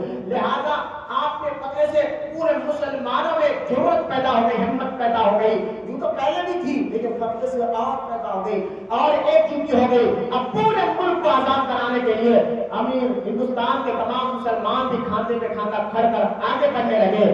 تو انگریز کی ایک چال ہمیشہ یاد رکھے گا، جس کو انگلش میں کہا جاتا ہے ڈیوائڈ اینڈ رول۔ یہ انگریزوں کی چال ہے شروع سے، ڈیوائڈ اینڈ رول، یعنی آپس میں لڑاؤ اور سیاست کر کر اپنی کرسی گرم کرو۔ یہ شروع سے انگریزوں کی چال ہے۔ تو انگریزوں نے جب دیکھا کہ ملک کے ہندوستان کے مسلمان جو ہے وہ بھی اب تو اور زیادہ پہلے سے تو تھے، اور زیادہ مضبوط ہو گئے ہیں اور زیادہ آوازیں اٹھا رہے ہیں، ان کو مارو ڈرتے نہیں، یہاں تک کہ دہلی کی جامع مسجد سے لے کر چاندنی چوک تک، یہ بھی تاریخ یاد رکھے بچے، دہلی کی جامع مسجد سے لے کر چاندنی چوک تک 30,000 علماء اکرام کو پھانسی پہ لٹکا دیا گیا، روڈ پر جھاڑوں پر ان کے جسم کو لٹکا دیا گیا، कई दिन तक लटकता रहेगा। अंग्रेज हुकूमत साबित करना चाहती थी अगर हमारे खिलाफ जाओगे तो ये हाल होगा। 30,000 कोई आम आदमी नहीं थे, उलमाए किराम थे। ये तारीख मैं आपको बता रहा हूँ। तो ये हालात मुल्क हिंदुस्तान के थे। अंग्रेज ने देखा इनको मारो डरते नहीं, इनको जेल में डालो डरते नहीं, लिहाजा अपनी वो चाल चली अंग्रेजों ने, डिवाइड एंड रूल की चाल। उन्होंने क्या किया, मुसलमानों को जब गौर से देखा, उन पर रिसर्च की, तो कहा कि यार ये ईमान कितने मजबूत है, अल्लाह रसूल से इतनी ज्यादा मोहब्बत करते हैं। इनकी तारीख तो ऐसी है कि 313 ने बदर के मैदान में 1000 को चले जवाब दिए थे। इनकी तारीख ऐसी है, ये मौत से डरते नहीं, हाँ मोहब्बत अल्लाह रसूल से बड़ी मजबूती के साथ करते हैं। अब इन डिवाइड एंड रूल के हिसाब से अंग्रेजों ने एक चाल करते हुए कुछ मौलवियों को पैसा फेंका और खरीदा और कहा कि तुम ऐसे बातें फतवे दो जिसमें ये भी साबित करो कि मुल्क का जो अंग्रेज है उन अंग्रेज के खिलाफ नहीं जाना चाहिए, और ये भी साबित करो और साथ में मुसलमानों के खिलाफ ऐसे फतवे दे दो जो आपस में एक दूसरे के खिलाफ हो जाए। तो पहले तो उन्होंने क्या किया, एक शख्स को पैदा किया और वो खादियान का रहने वाला था, नाम गुलाम अहमद था। उसको खरीदा अंग्रेजों ने, पैसा दिया, लालच दिया, शोहरत दिया और सारा सपोर्ट देकर कहा तू ऐलान करके माशाअल्लाह मैं नबी हूं। अब नबी झूठे नबी को पैदा किया गया, वो झूठा नबी बनकर आया, ऐलान किया, मुसलमानों में फिरका डालने की कोशिश की, लेकिन बुजुर्गान दीन ने उसको चलने नहीं दी। पीर मेहर अली शाह अपने दौर में उसकी बोलती बंद की, लेकिन उसका सिक्का नहीं चला और आखिरकार टॉयलेट में बाथरूम में गिरकर सड़ी की गली में बहुत मर गया। अंग्रेजों का पिट्टू जो कब्र में आग के अजाब में मुब्तला है, नाम गुलाम अहमद खादियानी था। जब अंग्रेजों ने देखा कि यार ये तो हमारा आदमी था जो हम इसको आगे बढ़ाए थे, लेकिन ये चला नहीं, फिर इन लोगों ने कुछ जरा खरीद मौलवियों को खरीदा और ऐसे मौलवियों को खरीदा जिसका असर पूरे मुल्क के मुसलमानों का था। लोग उनको मानते थे, उनकी इज्जत करते थे, उनसे मोहब्बत करते थे। उन मौलवी ने जिसने अपने ईमान और अकीदत का सौदा किया, एक मौलवी का नाम है मौलवी इस्माइल दहलवी।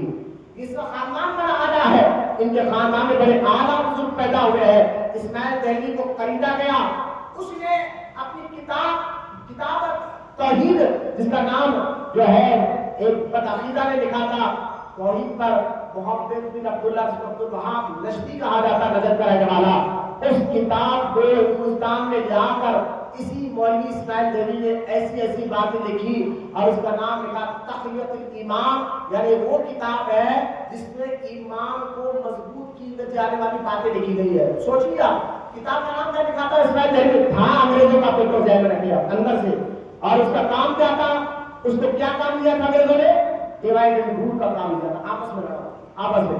लिहाजा इसने एक किताब लिखी, इस किताब में इसने ऐसी वैसी बातें अल्लाह के लिए लिखी, रसूल के लिए लिखी, सहाबा के लिए लिखी, बुजुर्गों के बारे में लिखी, जो मुसलमान बरसों से कभी सुना नहीं था अल्लाह के लिए, रसूल के लिए, बुजुर्गों के लिए।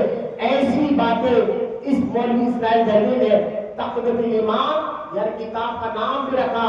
ये वो किताब है जिसके पढ़ने से ईमान और अकीदा मजबूत होता है।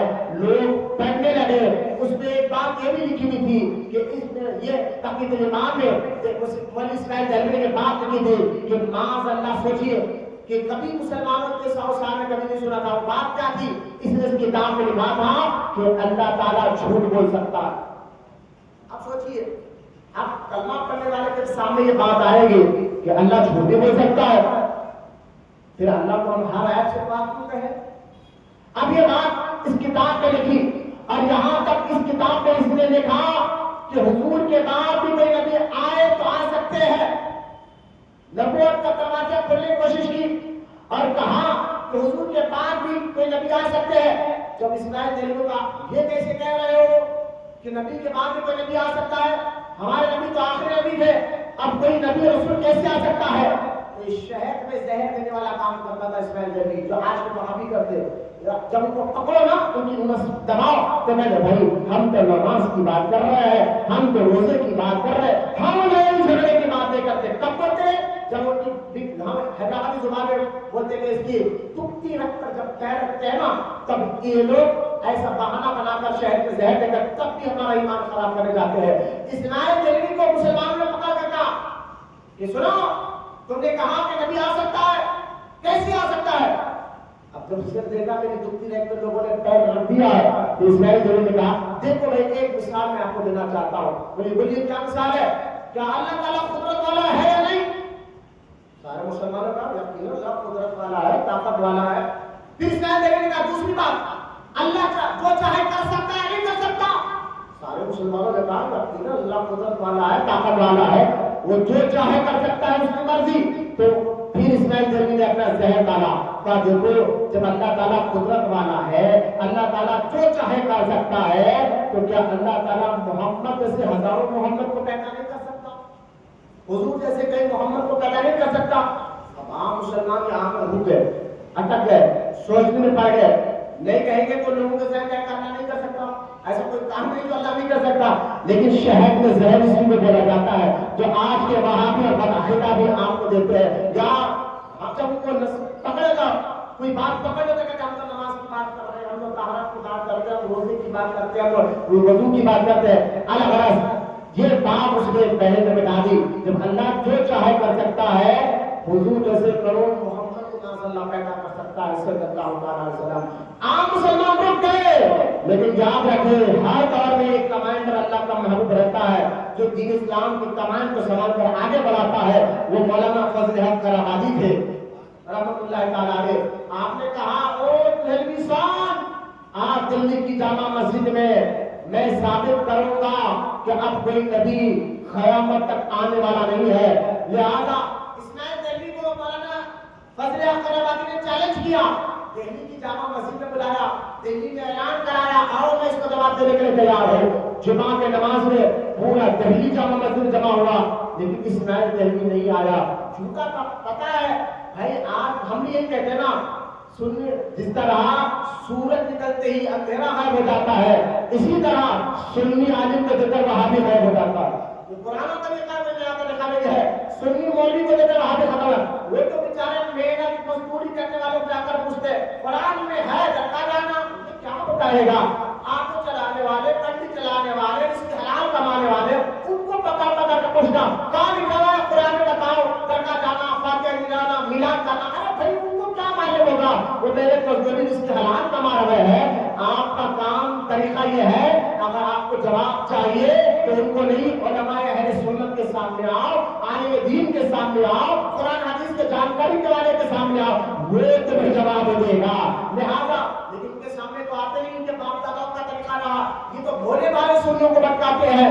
لہذا اسماعیل دہلوی کو مولانا فضل حق کراماتی نے کہا کیا لوگوں کو کہہ رہا ہے, کیا رب کی قدرت کے ذریعے لوگوں کا ذہن خراب کر رہا ہے؟ میں تجھے بتاتا ہوں, میرے پاس آ.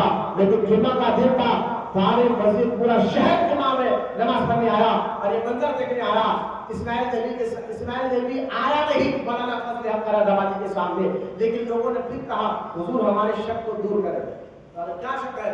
کہا میرا رب پوری طاقت والا, قدرت والا, اگر اللہ چاہے تو کروڑ محمد کو پیدا کر سکتا ہے. ہم ہاں کہیں یا نہ کریں, بات تو ہی لگتی ہوئی ہے. یہ تو سمجھ میں آ گیا اسماعیل دہلوی جھوٹا ہے, وہ آیا نہیں, وہ تو بھاگ گیا ہے. لہذا آپ بتائیے کہ ہمارا عقیدہ کیسے رہے, ہمارا ایمان کیسے بچے. اللہ اکبر. اس لیے کہا جاتا ہے علم نہ ہو, قرآن کہتا ہے علم نہ ہو تو اہل علم سے پوچھو, یعنی علم والے تمہاری رہبری کریں گے. قرآن میں ان کی فضیلت کو بیان کرتے ایک جگہ قرآن میں اللہ کہتا ہے کیا جاہل اور عالم برابر ہو سکتے ہیں؟ نہیں ہو سکتے. اس لیے آپ دیکھیں جہاں بات آپ کو سمجھ میں نہیں آئی, ہمارے فوجوں میں کیا رودیوں, سود خوروں, پہلوانوں, لیڈروں کے نمبر ہوتے ہیں. ایک سنی سنی عقیدہ عالم کا بھی نمبر رکھے, کوئی بات سمجھ میں نہیں آئے تو کہنا ہے بھائی ہمارے مولانا سے پوچھ کر بولتا ہوں, وہ آپ کو خریب آنا چھوڑ دیں گے, آپ کو بھٹکانا چھوڑ دیں گے. لوگوں نے مولانا فضل حق کراماتی سے پوچھا حضور آپ بتائیے ہمارا ایمان کیسا بچے؟ تو مولانا فضل حق کراماتی نے کہا سنو, اگر یہ بات سنے بچے, آپ بات سنے, یہ بات مان لیا جائے کہ اللہ چاہے تو کروڑوں محمد کو پیدا کر سکتا ہے, اگر یہ بات مان لیا جائے, اسماعیل دہلوی کہہ رہا ہے مان لیا جائے تو اللہ پر جھوٹ ثابت ہو جائے, اللہ پر جھوٹ ثابت ہو جائے گا. لوگ حیران ہو گئے, لیکن حضور وہ کیسے؟ ہاں اگر یہ بات مانے تو اللہ کا جھوٹ ثابت ہو جائے گا. ہاں ثابت ہو جائے گا. وہ کیسے؟ کہ دیکھو اللہ جھوٹ سے ہر عیب سے پاک ہے. نہیں کہا اللہ ہر عیب سے پاک ہے. تو اب مولانا فضل حق کراوادی نے کہا جب قرآن میں اللہ نے کہہ دیا ہے خاتم النبیین محبوب آخر نبی ہے, اب آپ جیسا قیامت تک کسی کو نہیں بناؤں گا. بولنا سبحان اللہ. ہاں سمجھ میں آ رہی ہے چہرے سے بول خوش ہے بولے سبحان اللہ. یعنی رب نے اعلان کر دیا قرآن میں کہ اب آپ کو جیسا کوئی نبی نہیں آئے گا تو پھر اگر اس کے خلاف ہے تو معاذ اللہ جھوٹ ثابت ہوگا, اور اللہ جھوٹ سے پاک ہے. اب قیامت تک کوئی نبی آنے والا نہیں ہے. اس طرح کے کیوں یہ لوگ پیدا ہوئے؟ میں نے آپ کو بتا تاریخ ہندوستان چاہے میں رکھیا کیونکہ انگریز چاہتے تھے کہ مسلمان میں ڈیوائڈ رول کرنے کو کمزور کیا جائے. اور مولانا فضل حق خیرآبادی رحمۃ اللہ تعالی کے دور میں میرے امام اہل سنت امام احمد رضا خان رحمۃ اللہ تعالی ابھی پیدا ہو کر 4 یا 5 سال کی عمر مبارک تھی. ادھر دلی کے اس کالے پانی کی سزا پاتے پاتے حضرت مولانا فضل حق خیرآبادی رحمۃ اللہ تعالی اس دنیا سے تشریف لے کر گئے, جو دین کا کمان سنبھال رہے تھے اور صحیح عقیدہ لوگوں کو بتا رہے تھے. جو عقیدہ خواجہ غریب نواز نے لا کر سمجھایا تھا, جو عقیدہ خواجہ قطب بختیار کاکی نے لا کر سمجھایا تھا, جو عقیدہ بابا فرید بن شکر نے لا کر سمجھایا تھا, جو عقیدہ نظام الدین محمود الہی نے لا کر سمجھایا تھا, جو عقیدہ سلطان نصیر الدین چراغ دہلوی نے سمجھایا تھا, اسی عقیدے کو جب انگریزوں نے بگاڑنا چاہا, توڑنا چاہا, مولانا فضل حق خیرآبادی رحمۃ اللہ تعالی نے اس عقیدے کی کمان کو سنبھالا, دین کی کمان کو سنبھالا, اسلام کی کمان کو سنبھال کر دین کو آگے بڑھایا. لیکن جلد ہی دنیا سے تشریف لے کر گئے. پھر تو کیا تھا, انگریزوں کو اور موقع ملا, ان لوگوں نے اور زر خرید مولویوں کو خریدا اور خرید کر مسلمانوں کے اندر لڑانے کے لیے عجیب عجیب باتیں ان مولویوں کے ذریعے کتابوں میں لکھائی گئی اور وہ چھپی گئی اور چھپ کر پورے ملک ہندوستان کے مسلمانوں میں اب کوئی اپنے آپ کو اہل حدیث کہنے لگ گیا, کوئی اپنے آپ کو تبلیغی کہنے لگ گیا, کوئی اپنے آپ کو دیوبندی کہنے لگ گیا. اس طرح کے فرقے ایک نہیں پورے ملک کے ہندوستان کے کونے کونے سے انگریزوں کے لگا ہوئے بیچ جو کام کر گئی تھی, اور جگہ جگہ جہاں محبوب الہی کا دور, جہاں سلسلہ چشت اکابر اولیاء اللہ کا دور, پورے ملک ہندوستان میں ایک ہی مسئلہ اہل سنت سنی مسلمان نظر آتے تھے. وہاں پر انگریزوں نے لڑانے کے لیے مولانا فضل حق خیرآبادی کے بعد اور ایسے مولویوں کو خریدا جن میں 4 بڑے مشہور گزرے بہت گزرے. اور یہ سچ کہہ رہا ہوں, کوئی سنا سنی دبیاں سی باتیں نہیں کر رہا ہوں, بات حقیقت آپ کو سمجھا رہا ہوں. یہ دور کو ذہن میں رکھیں گے تو اللہ کے ولی امام اہل سنت امام احمد رضا کا کام آپ کو سمجھ میں آ جائے گا. لہذا مولوی اشرف علی تھانوی 1, مولوی قاسم نانوتوی 2, مولوی خلیل احمد امبیڈکری 3, وہ مولوی رشید احمد گنگوہی 4, یہ چاروں کا سکہ ہندوستان میں ظاہر ہو جاتا تھا. ان لوگوں نے اپنی کتابوں میں عجیب عجیب فتوے دینا شروع کیے. ان کا کام کیا تھا؟ ڈیوائڈ اینڈ رول کرنا, مسلمانوں میں آپس میں لڑانا. جو 800 سال سے مسلمانوں کا عقیدہ تھا بزرگوں کے ذریعے, اس عقیدے کے خلاف باتیں کرنا, کہنا فاتحہ کا کرنا ہے, کہنا میلاد کہاں لکھا ہوا ہے, کہنا یا رسول اللہ کہنا شرک ہے, کہنا اللہ کو چھوڑ کر یا غوث اعظم المدد یا غریب نواز المدد کہنا شرک ہے. 800 سال میں ہندوستان کے مسلمانوں نے یہ باتیں کبھی نہیں سنی تھی. وہ تو جب بھی مشکل آتی کسی درویش اور فقیر کو پاس جاتا ہوا خود بھی جاتے تھے, اور راجا اور مہاراجا کو بھی جاتا ہوا دیکھا تھا, خود تو جاتے تھے. ملک چلانے والے راجا مہاراجا کو بھی دیکھا تھا کہ کس طرح وہ اولیاء اللہ کے آستانوں پر جاتے تھے. اب یہاں سے فتویٰ نکلنے لگا نہیں درگاہ جانا شرک ہے, یا غوث المدد کہنا شرک ہے. جہاں تک باتیں کہی گئی کتابوں میں لکھی گئی تو آج بھی چھپ رہی ہے کہ معاذ اللہ شیطان کے پاس ہمارے نبی سے زیادہ علم ہے. آپ بتائیں اس طرح کی باتیں, شیطان کے پاس ہمارے نبی سے زیادہ معاذ اللہ علم دیا گیا ہے. اب یہاں تک لکھ گئے کہ اللہ تعالیٰ جھوٹ بول سکتا ہے, یہاں تک لکھا گیا کہ دیوار کے پیچھے کیا ہے, یہ نبی کو کیا خبر, نبی کو پتہ ہی نہیں چلتا کہ دیوار کے پیچھے کیا ہے. یہاں تک کہ کہا گیا کہ آپ میں اور نبی میں کوئی فرق نہیں معاذ اللہ, نبی ہماری طرح ہے بس بڑے بھائی کی طرح. نبی کو معاذ اللہ کتابوں میں لکھا گیا کہ نبی جس نبی کا مکالمہ پڑھتے ہیں ان کا ہمارا مرتبہ کیسا ہے؟ آپ بڑے بھائی کی طرح ہے، جیسا آپ کا بڑا بھائی ہوتا ہے ماشاءاللہ ایسے نبی ہوتے ہیں، نبی کو بڑا بھائی کہنے لگے، نبی کو مردہ تک کہا گیا ہے کتابوں میں ڈیوائڈ اینڈ رول۔ اب پورے ملک کے ہندوستان میں مسلمانوں میں بے چینی پیدا ہو گئی، کوئی کہتا ہے کہ ماشاءاللہ یا رسول اللہ کہنا شرک ہے، تو کہتا ہے نہیں غریب نواز کو ہم نے سنا ہے، بندہ نواز کو ہم نے سنا ہے، یا رسول اللہ کہنا چاہے تھے، بات بڑھتے گئی، ڈیوائڈ اینڈ رول میں کوئی سنی بنا، کوئی بدعقیدہ بنا، وہابی دیوبندی تبلیغی بنتے گئے۔ اس طرح ڈیوائڈ اینڈ رول پر انگریزوں کے پٹھوں نے پورے ملک ہندوستان میں برپا ایک ایسا کام کر دیا۔ اب ایسا محسوس ہو رہا تھا کہ اب ملک ہندوستان سے جو غریب نواز نے لا کر دین اسلام کا بیج بوا تھا اور جن کو خواجہ قطب الدین بختیاری کا عقید حفاظت کر کے اس کو تندرست درخت بنایا تھا اور جن کو پھل لگائے گئے تھے یعنی دین اسلام کو آگے پہنچایا تھا، اب چاروں طرف اس دین اسلام کے ماننے والوں پر عجب عقیدے، کلمہ پڑھ لے نماز پڑھ لے لیکن نبی کو اپنی طرح بھی کہہ رہے ہیں، نبی کو معاذ اللہ مردہ بھی کہہ رہے ہیں، نبی کے بارے میں یہ بھی کہہ رہے ہیں کہ نبی کو ایک غیب نہیں ہے۔ اور یہ اللہ کے بارے میں یہاں تک لکھا گیا کہ خواجہ غریب نواز کے پاس جانا ایک نوجوان لڑکی کے ساتھ زنا ریپ کرنے کے برابر ہے، اتنا بڑا گناہ ہے غریب نواز کے آستانے پر جانا۔ ایسی بات ہی صرف بولے نہیں جا رہے تھے، لکھے بھی جا رہے تھے، بتائے بھی جا رہے تھے۔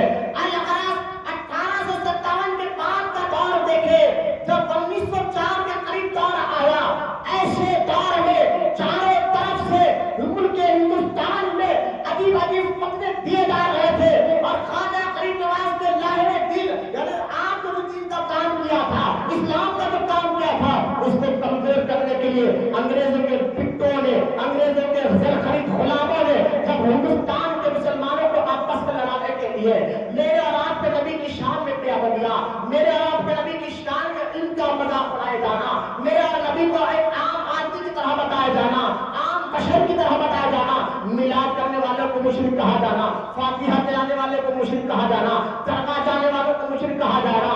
ارے بھائی سارے ملک میں ایک عجیب سی بے چینی تھی، ایک عجیب سا ماحول ہندوستان میں پیدا ہو گیا تھا۔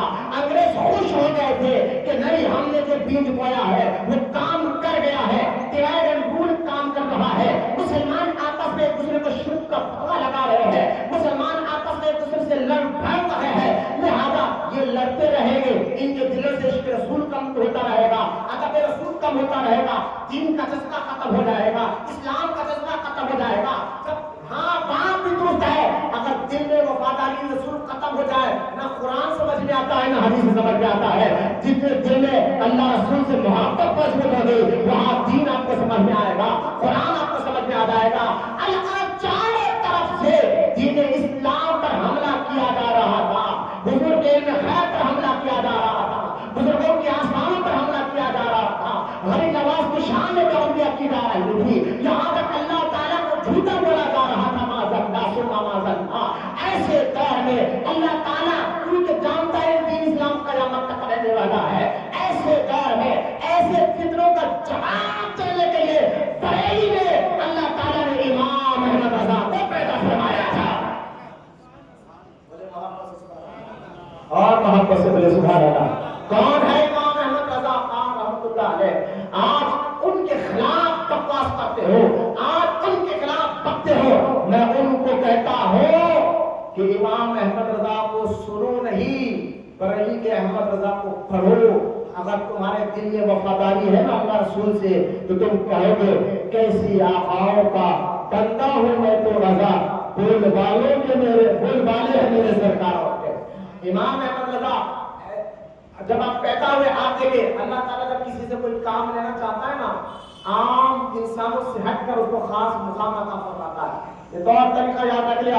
امام احمد رضا خان رحمۃ اللہ تعالیٰ علیہ جن کے والد مولانا نقی علی خان رحمۃ اللہ تعالیٰ علیہ، جن کے دادا رضا علی خان رحمۃ اللہ تعالیٰ علیہ، یہ قبیلہ جو ہے ملک افغانستان سے آیا تھا خاندان شریف سے، وہاں سے یہ ہندوستان میں مغلیہ سلطنت کے دور میں پہلے لاہور آیا، لاہور سے دہلی آیا اور مغلیہ سلطنت میں کو بڑے اونچے مقام اور رتبے اور درجے ملے اس خاندان کو۔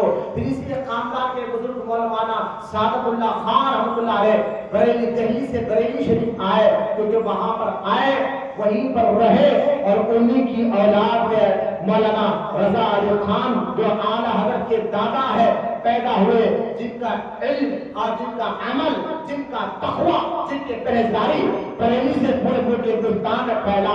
کہنے لگے لوگ آپ جیسا عالم کوئی نہیں تھا جو مولانا رضا علی خان رحمۃ اللہ تعالیٰ علیہ، اور اللہ کے ایسے محبوب بندے بھی تھے کہ جب آپ بریلی شریف کی ایک گلی سے گزر رہے تھے، ہولی کا دن تھا، ایک غیر مسلم عورت نے جان بوجھ کر دیکھا کہ ایک مولانا رضا علی خان گلی سے گزر رہے ہیں، چہرہ کوئی پر نورانی ہے، سر پر امامہ شریف بنا ہوا ہے، سنت کا پیکر سے گزر رہا تھا، تو ایک غیر مسلم عورت نے ہولی کا رنگ آپ پر پھینکا۔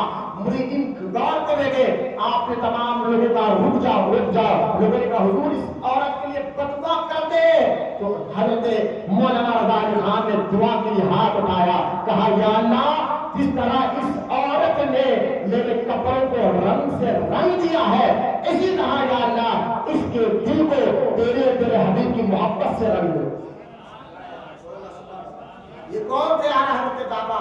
جب یہ دعا کا اثر دیکھے اللہ والوں کی دعا کو اللہ فوراً قبول کر لیتا ہے۔ اس سے پتا چلتا ہے کہ مقبولیت کیسی ہے، اس سے پتا چلتا ہے اللہ کے ہاں ان کا مقام اور مرتبہ کیسا ہے۔ ابھی دعا کر منہ پہ ہاتھ پھیرا بھی نہیں تھا، وہ کارے جو چند لمحے پہلے آپ کے جسم مبارک پر کلر پھینکتی تھی، وہ دوڑ کے بھی نیچے آئی اور اپنی غلطی کی معافی بھی مانگتی ہے اور کلمہ پڑھ کر مسلمان بھی ہو جاتے ہیں۔ یہ خاندان ایسا خاندان تھا۔ انہی کے پوتے کا نام ہے احمد رضا خان رحمۃ اللہ تعالیٰ علیہ ہے۔ اگر ان کے بیٹے رضا علی خان کے بیٹے مولانا نقی علی خان، ان کے بیٹے مولانا احمد رضا خان رحمۃ اللہ تعالیٰ علیہ، بریلی شریف میں 10 شوال کو حالات ہے کہ ہندوستان کے حالات کیسے کر رہے تھے، انگریزوں کے پٹھوں کس طرح کے پتلے دے رہے تھے، لہذا امام احمد رضا خان رضی اللہ تعالیٰ عنہ 10 شوال کو آپ پیدا ہوئے بریلی شریف میں۔ اب دیکھیں میں آپ کو جو بات بتا رہا تھا، جو بچے ہوتے ہیں نا جن اللہ کے نیک اور محبوب بندے جو جن کا بچپن بھی گزرتا ہے، تو ان کے بچپن کی عادت اور حرکت بتاتی ہے کہ یہ بچہ عام بچہ نہیں ہے، لگتا ہے کوئی خاص ہے جن کے ذریعے اللہ تعالیٰ کوئی خاص کام لینے والا ہے۔ 3.5 سال کی عمر، آج بھی آپ دیکھیں جو بچے والے ہیں، جو اولاد والے ہیں، وہ اچھی طرح اس بات کو سمجھ سکتے ہیں کہ جن کا بیٹا یا بیٹی 3.5 سال کا ہو تو وہ کیا کرتا ہے، ابھی بولنا سیکھتا ہے، ریگنا سیکھتا ہے، چلنا سیکھتا ہے۔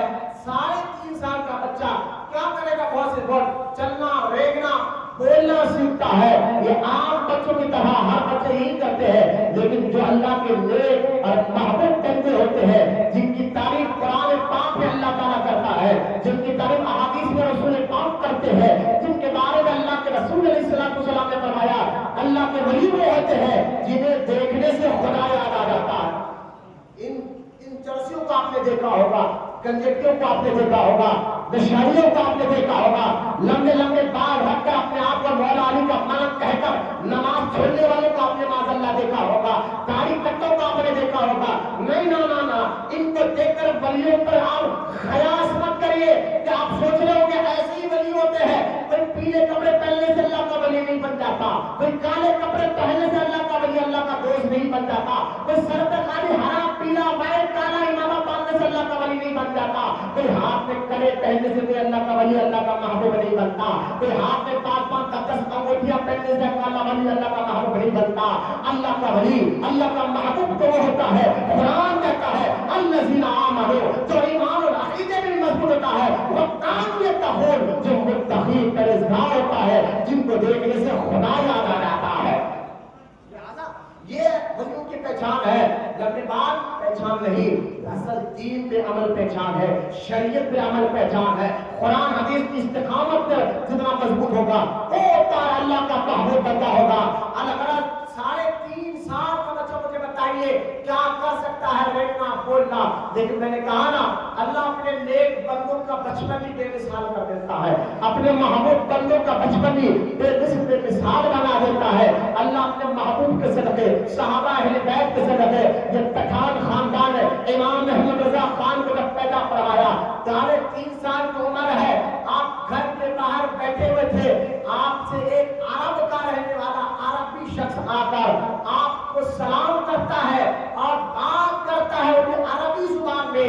ابھی آپ نے پڑھا کہیں سے نہیں تھا، 3.5 سال کی عمر مبارک ہے، خدا کی عزت و جلال کی قسم اللہ تعالیٰ ولایت ایسا مقام امام اہل رضا کو عطا فرمایا تھا، 3.5 سال کی عمر میں 1 یا آدھا گھنٹہ اس عربی شخص سے عربی زبان میں بات کر رہے تھے۔ ارے مجھے محمد صلی اللہ علیہ وسلم ابھی پڑھا کہیں نہیں، مدرسہ تو ظاہر زندگی امام احمد رضا مدرسہ کہیں، اس کا مطلب ہے جانے کی ضرورت نہیں پڑی، والد بھی عالم تھے، دادا بھی عالم تھے، دادا اور والد نے سب مدرسے کے بڑے گھر میں پڑھا دیا تھا، لیکن کام کیسے کیا گیا؟ ذہنیت ہے کہ امام احمد رضا کا بچپن کی حالت 3.5 سال کی عمر اور ذہن مضبوط اتنا کہ آدھا گھنٹہ عربی میں ایک عرب شخص سے بات کر رہا ہے۔ اس اللہ تعالیٰ اپنے نیک اور محبوب بندوں سے کوئی کام ملنا چاہتا ہے تو کوئی نہ کوئی ایک مقام ظاہر اور ذہنیت عطا فرما دیتا ہے۔ یاد رکھے آدمی عمر سے عقل مند نہیں ہوتا، بعض بچے ہوتے ہیں عقل مند ہو جاتے ہیں، اور عقل مند اس کو کہتے ہیں جو بڑے دور کی سوچ کر بات کرتا ہے، بڑی سمجھداری کی بات کرتا ہے، بڑے فتح کی بات کرتا ہے، اور ایسی بات کرتا ہے بڑے بڑے حیران ہو جاتے ہیں، یار یہ ہے تو بچہ لیکن بوڑھوں سے بھی زیادہ سمجھداری رکھتا ہے۔ تو اب عقل مندی عمر سے نہیں آتی، یہ اللہ کے فضل اور عقل کامل ہونے سے آتی ہے۔ امام احمد رضا کا بچپن ایسا عقل مند شخص کہ 3.5 سال کی عمر میں عربی میں بات کرے۔ اب 4 سال کی عمر امام احمد رضا خان کی ہوگی تو آپ 4 سال کی عمر میں پورا قرآن کو ناظرے کے ساتھ مکمل کر لیتے ہیں، یعنی تجوید کے ساتھ مکمل کر لیتے ہیں، اور یہی امام احمد رضا خان کی عمر 6 سال کی ہوئی۔ کتنے سال؟ 6 سال کی عمر۔ آپ عمر کو ذہن میں رکھتے جائیے، آج بھی ہم بچے والے اولاد والے ہیں، اس کی عمر میں آپ اپنے بچوں کو دیکھا ہوگا وہ کیا کرتے ہیں، 2 سال 3 سال 4 سال کی عمر ہے، لیکن اللہ کے نیک بچوں کی عمر کو بھی ذہن میں رکھے۔ 6 سال کی عمر میں امام احمد رضا خان رضی اللہ تعالیٰ عنہ نے اپنے والد کے دادا کے کہنے پر میلاد النبی یعنی 12 ربیع الاول کے دن 2 گھنٹے تک والضحیٰ کی آیت پر حضور کی شان میں تقریر کرتے رہے۔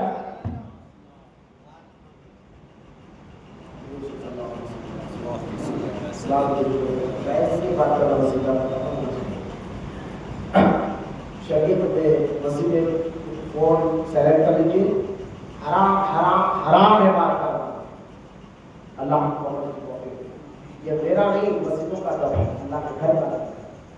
لہذا امام احمد رضا خان 6 سال کی عمر میں، سوچئے 6 سال کی عمر میں 2 گھنٹے تک والضحیٰ واللیل اذا سجا آیت پڑھ کر میرے اور آپ نے نبی کی شان و عظمت کے بارے میں تقریر کرتے رہے 6 سال کی عمر میں۔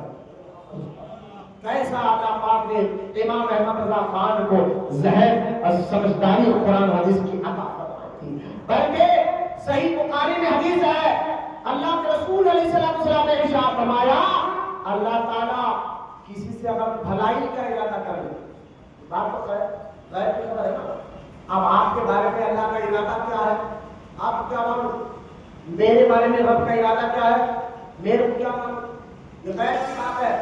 لیکن اللہ کے بندے کچھ ایسے ہیں دنیا میں رہتے ہیں جن کو دیکھ کر پتا چل جاتا ہے کہ ان کے بارے میں اللہ کا ارادہ کیا ہے، جن کے بارے میں پتا چل جاتا ہے کہ ان کے بارے میں رب کا ارادہ کیا ہے، تو وہ کون ہے؟ وہ اولیاء کاملین علماء اہل سنت ہے۔ حدیث سنیں آپ، بخاری شریف کتاب العلم حدیث پاک ہے، اللہ کے رسول صلی اللہ تعالی علیہ وآلہ وصحبہ وسلم نے ارشاد فرمایا کہ سنو، اللہ تعالیٰ جب کسی سے بھلائی کا ارادہ کر لیتا ہے، بھلا میرا بندہ لیکن میں بھلائی کا ارادہ کرتا ہوں، تو اللہ تعالیٰ اس کو دین کی سمجھ عطا فرما دیتا ہے۔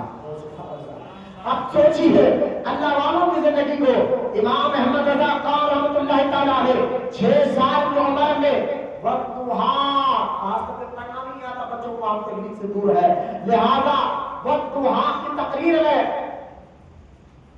والضحیٰ کے بارے میں پڑھ کر آپ نے 2 گھنٹے میں میلاد النبی کی تقریر کی ہے۔ یہ امام احمد رضا 8 سال کی عمر آ جائے، ابھی تو 6 سال اب 8 سال، جو بچے مدرسے میں پڑھتے طلباء ہیں ان سے پوچھئے मदरसे में एक किताब पढ़े जाते हैं, सर्फ और नूर की किताब, बड़ी। आज हम मदरसों से दूर है, हम समझते थे भाई मदरसे से ज्यादा स्कूल जरूरी हो गया है।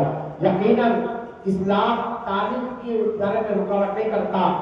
इस्लाम ये नहीं कहता अंग्रेजी मत सीखो, इस्लाम ये कहता है कि अंग्रेजियत मत सीखो। फर्क है अंग्रेजी सीखने में और अंग्रेजी के तौर तरीका सीखने में। अरे इस्लाम कब पढ़ी से मना करता है? कुरान में पहली आयत भी आती है, हुजूर पाक कहते हैं कि खराब पढ़िए, ये कुरान की पहली आयत पहली वही आ रही है, इक़रा पढ़िए। लेकिन कुरान में अल्लाह ने सारे उलूम को जमा कर दिया है। उन मदरसे में आज आलिम कब बनता बच्चा? 15 साल मदरसे में पढ़ने के बाद बनता। आज जो है ना यूट्यूब पर फेसबुक पर चबूतरों के मुफ्तियों को हंसते कर हंस लेते हैं और कहते बड़ी बड़ी बातें करने लग जाते हैं कि ये कहा लिखा है, वो कहा लिखा है। अरे भाई जो 15 साल मदरसे में पढ़ा है, तब जाकर कुरान हदीस की समझ लेकर आया है, उनसे बात कर। ये यूट्यूब फेसबुक चलाकर बड़ी बड़ी बातें कर लेना। हम कहते हैं आओ तब है तो उलमाए अहले सुन्नत के सामने बैठकर बात करो। यूट्यूब फेसबुक के जरिए चेहरे पे दाढ़ी नहीं है लेकिन कहता दरवाजा ना शुरू कर। अरे भाई तुझे तारक के मसले नहीं मालूम, तू दरगाह पे बात करेगा, तू बुजुर्गों पे बात करेगा।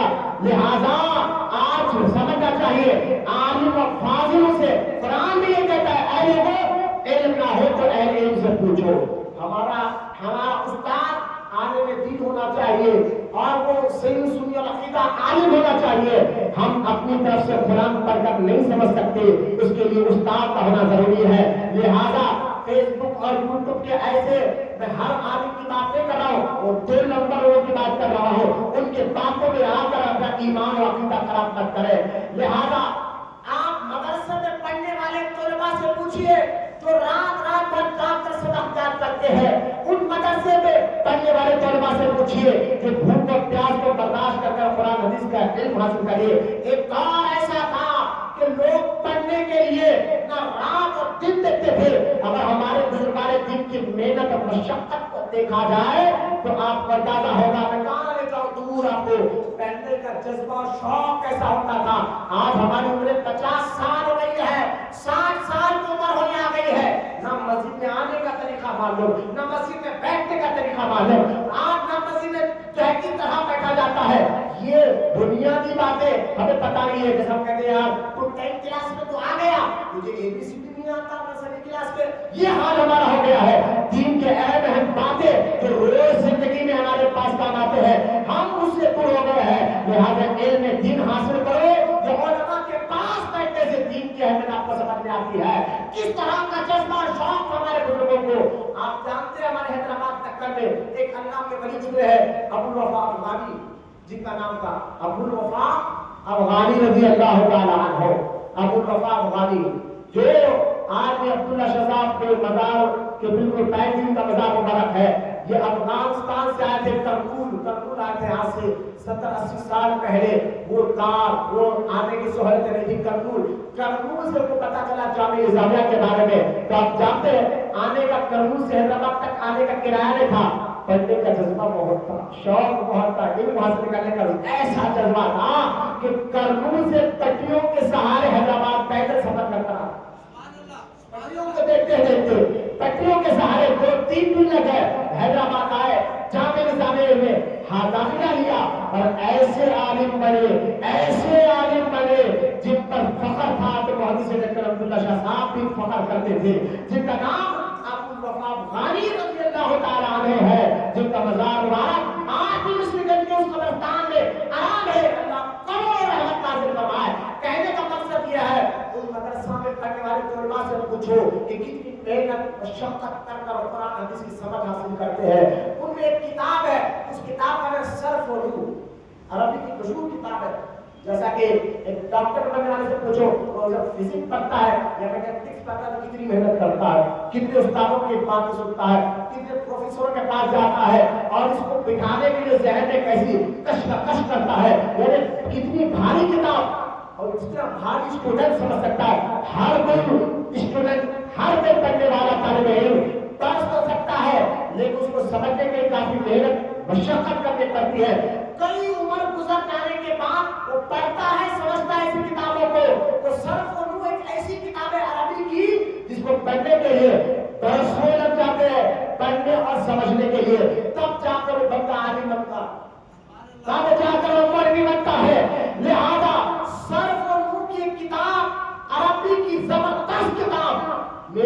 امام احمد رضا نے 8 سال کی عمر میں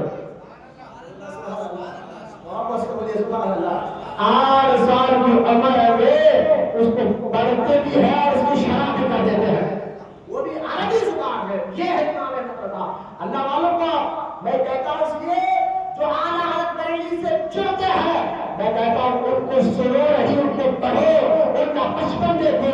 وہ 3.5 سال کی عمر میں عربی میں بات کرے، جو 6 سال کی عمر میں میلاد النبی میں 2 گھنٹے تقریر کرے، جو 8 سال کی عمر میں صرف اور نور کی کتاب عربی زبان میں لکھ کر اس کی شرح کر کے بتائے، اور جو 14 سال کی عمر میں فتویٰ لکھ کر بتائے. کتنے سال کی عمر میں؟ 14 سال. اس سے پتا چلتا ہے کہ اللہ اس بندے سے کوئی بڑا کام لے گا، کام لیا ہے. اس سے پتا چل رہا تھا کہ امام احمد رضا خان کو اللہ نے جس مقصد کے لیے پیدا فرمایا ہے، ان کا بچپن بتا رہا ہے، ان کی نوجوانی بتا رہی ہے کہ ذہین فتین شخصیت کا نام امام احمد رضا خان. 14 سال کی عمر میں فتویٰ دیا، اور 19 سال یا 20 سال کی عمر میں جب مرید ہونے کے لیے ماہر ہیرا یو پی کا ایک شہر ہے ماہر ہیرا، ابھی بھی اسی کا نام وہی شہر ہے ماہر ہیرا یا بلگرام کہہ لیجیے، وہاں پر پہنچتے ہیں. مرید ہونے میں سلسلہ قادریہ کے عمر 20 یا 21 سال امام احمد رضا خان کی. لہذا اس عمر میں جا کر جب پہنچتے ہیں اپنے پیر مرشد کی خدمت میں، تو پیر مرشد نے جب امام احمد رضا خان کو دیکھا، کون؟ ان کے پیر کا نام سیدی آل رسول رضی اللہ تعالیٰ عنہ ہے. جب آپ نے 21 سال میں نوجوان کو اپنے پاس آتا ہوا دیکھا اور خرید پلایا، اسی وقت مرید بھی کیا اور خلافت بھی دے دی. آپ دیکھیں بزرگان دین کا خاص طور ماہرینہ مرید بیت تو سمجھے الگ موضوع انشاءاللہ میں بات کروں گا. لیکن امام احمد رضا کی عمر 21 سال 20 سال کی عمر میں آپ کو ایک ہی دن مرید بھی کیا، خلافت بھی دے دی. تو خانقاہ میں رہنے والے دوسرے مریدوں نے کہا حضور سیدی آل رسول سے، امام حسین کی اولاد سے اپنے وقت کے خطب ہے میرے سبحان اللہ. لہذا اسے کسی نے کہا کہ آپ کے خانقاہ میں لوگ خانقاہ بناتے ہیں آج تعویذ کے لیے، لوگ خانقاہ بھی آتے ہیں تعویذ یا دعا کے لیے. پہلے لوگ تعویذ دعا کے لیے خانقاہ نہیں آتے تھے، اپنی گندگی، ذہنی دینی گندگی، حسد، تکبر، انانیت، میں پنا، غلیظات کو، گندی عادتوں کو نکالنے کے لیے یعنی مولا کو پانے کے لیے آتے تھے. لہذا جب کوئی سچے پیر کے پاس ایسا مرید آتا مرید بننے کے لیے، تو 5 سال 10 سال 15 سال تک اس کو اپنے پاس رکھ کر اس سے مجاہدہ کراتے تھے. اسے فرض تو فرض ہے، نفل نماز نہیں چھوڑنا تاکید کرتے تھے. فرض کو چھوڑ دیا، سنت چھوڑ دیا، نفل میں نہیں چھوڑنا. سچے پیر کے اسی پہچانوں کی بڑی سبحان اللہ، جن کے پاس آنے سے وہ پیر نہیں جو قلندر کہہ کے چھوڑو میں دیکھ لوں گا، ایسے 2 نمبر پھر اسے دور ہے تو کہتا ہے میں دیکھ لوں گا، نماز مت پڑھو، روزہ مت رکھو، لبے باندھ رکھو، تتا وٹیا پہن لو، ہاتھوں میں کرے پہن لو، سب میں دیکھ لوں گا، پیلے ہرے کپ نا نا نا نا. یہ 2 نمبر پیر جو کہتے ہیں کہ شریعت نہیں، طریقہ صرف طریقہ، لہذا ان سے بات مت کریے. یہ تو 2 نمبر ہی ہے جو آپ کا نذرانہ چاہتے ہیں، آپ سے لفافے چاہتے ہیں، آپ سے پیسے چاہتے ہیں. سچا پیر تو وہ ہوتا ہے جس کو دیکھنے سے خدا بھی یاد آتا ہے، جس کی صحبت میں ہم آسان لوگوں میں کھڑا ہے. سچا پیر تو وہ ہوتا ہے جس کے پاس بیٹھنے سے اللہ کی عبادت کا شوق پیدا ہوتا ہے. اس سے بڑی بات آپ نے سمجھا. سچا پیر کون ہوتا ہے؟ جس کے قریب بیٹھنے سے تمہارے دل میں اللہ کی عبادت کا شوق پیدا ہوتا ہے، تمہارے دل میں اللہ رسول سے محبت پیدا ہوتا ہے، تمہارے دل میں نیکیوں سے محبت پیدا کرے، وہ سچا پیر ہوتا ہے. یہ گنجیوں بداخلاؤں کو دیکھ کر مت سمجھیے اللہ کے واسطے سچے پیروں کو پہچانے. سچا پیر بھی اللہ کی نعمت ہے، اس نعمت کو سمجھیے. لہذا حضرت سیدی آل رسول کا طریقہ کیا تھا؟ جو بھی مرید بننے آتا تھا 8 سال مجاہدہ کرانے لگا تھے. مجاہدہ سمجھتے آپ؟ مجاہدہ مطلب پیر مرشد کہتے تھے کہ بیٹا فرض سنت کو چھوڑو تو لازم ہے مسلمان کا، وہ تو ضروری ہے ہر ایک پر، کافروں کو چھوڑ کر. لہذا وہ تو پڑھنا ہی ہے، لہذا نفل نہیں چھوڑنا، تہجد نہیں چھوڑنا، اشراق کی نماز نہیں چھوڑنا، رمضان مبارک کے روزے تو فرض ہے، لہذا تم نفل روزے نہیں چھوڑنا، جمعرات کا روزہ، جمعے کا روزہ، چاند کے 13 14 15 اس کو حیات تیز اس کا روزہ رکھو۔ اور دھیرے دھیرے مرید کی کیپیسٹی دیکھ کر مرشد کیا کرتے تھے، اس کو چھلا بٹاتے تھے، اس کی چھلا بٹا کر ایک بندہ اگر 40 دن تک ایک جگہ بیٹھ جائے، نماز روزے کیپیسٹی بھی دیکھا جاتا تھا، حالات بھی دیکھا جاتا تھا، اگر وہ گھر میں واحد کمانے والا شخص ہے تو اس کو یہ نہیں کہتا بھائی چھوڑو بھی بچوں آ جاؤ، ارے بھائی مرشد جو ہے اپنے پاس بلا کر جہاں اس کی تربیت کرتے تھے وہاں رب کا بھی حق ادا کرنے لگاتے تھے، بندوں کا بھی حق ادا کرنے والا بناتے تھے۔ یہ سچے مرشد کی پہچان ہے بھائی، ایسا نہیں کہ آؤ بھائی میرے ہی حق ادا کرو، مرشد کرتے رہو، پیر کرتے رہو، نہیں، ماں کی بھی خدمت کرنے لگاتے تھے، باپ کی بھی خدمت کرانے لگاتے تھے، بیوی بچے والا ہے تو اس کا حق بھی ادا کرنے لگاتے تھے۔ یہ ہے سچے مرشد کی پہچان، جس کو کہا ہے حقوق اللہ، اللہ کے حقوق بھی ادا کرنے لگاتے تھے، حقوق انعام اور بندوں کا حق بھی جو ہے وہ بھی ادا کرنے لگاتے تھے۔ حضرت محبوب الہی کو جب مرید بنا کر نظام الدین اولیاء کو بابا فرید نے کہا تھا کہ جاؤ دہلی کچھ دن کے بعد آنا، لیکن جانے سے اگر نظام الدین جن سے قرضہ لے واپس کرنا، بولو سبحان اللہ، جن سے قرضہ لے واپس کرنا۔ حضرت محبوب الہی دینے کا تو ارادہ پہلے سے کہا تھا نہیں کہ قرضہ لیے تب آ دینا، دیکھا محبوب الہی نے اپنے مرشد کو کر پہلے آئے دہلی اور آ کر ان سے ملاقات کی جن سے قرضہ دینا تھا۔ ان لوگوں نے کہا نظام الدین مرید بننے کے وقت، مرید بننے سے پہلے الگ تھے، مرید بن کر اب الگ ہو گئے ہو، تمہاری عادتوں میں فرق آ گیا ہے۔ الگ میں کہنے کا مقصد یہ ہے مرشد اپنے خانقاہ میں بلا کر مرید کو مجاہدہ اس لیے کراتے تھے 40 دن کا اگر چلہ کوئی بیٹھ جائے، 3 دن کا 10 دن کا بھی بیٹھے، مثال کے طور پر 24 گھنٹے کے اگر سچا پیر 24 گھنٹے تو کسی کو بٹھا دے چلے میں کہ بھائی بیٹھ جا، اب مجھے بتائے 24 گھنٹے دن میں روزہ رکھنا اور رات بھر عبادت کرنا، تو 24 گھنٹے اس کی کان نے کسی کی چغلی سنی، کسی کی غیبت سنی، اس کی آنکھ نے کسی غیر عورت کو دیکھا، کبھی بیٹھ کر دیکھ لیا، تو یہ گندی عادتیں اس کا ذریعہ کیا ہے، دل میں گندگی کب بھرتی ہے، وہ ذریعہ آنکھ اور کان جو دیکھو گے وہ دل تک اترے گا، وہ دماغ میں بیٹھے گا، جو سنیں گے وہ دل تک اترے گا، دماغ میں بیٹھے گا، تو یہ ذریعہ ہے دل کو گندا کرنے کا، اور یہی ذریعہ ہے دل کو ستھرا کرنے کا۔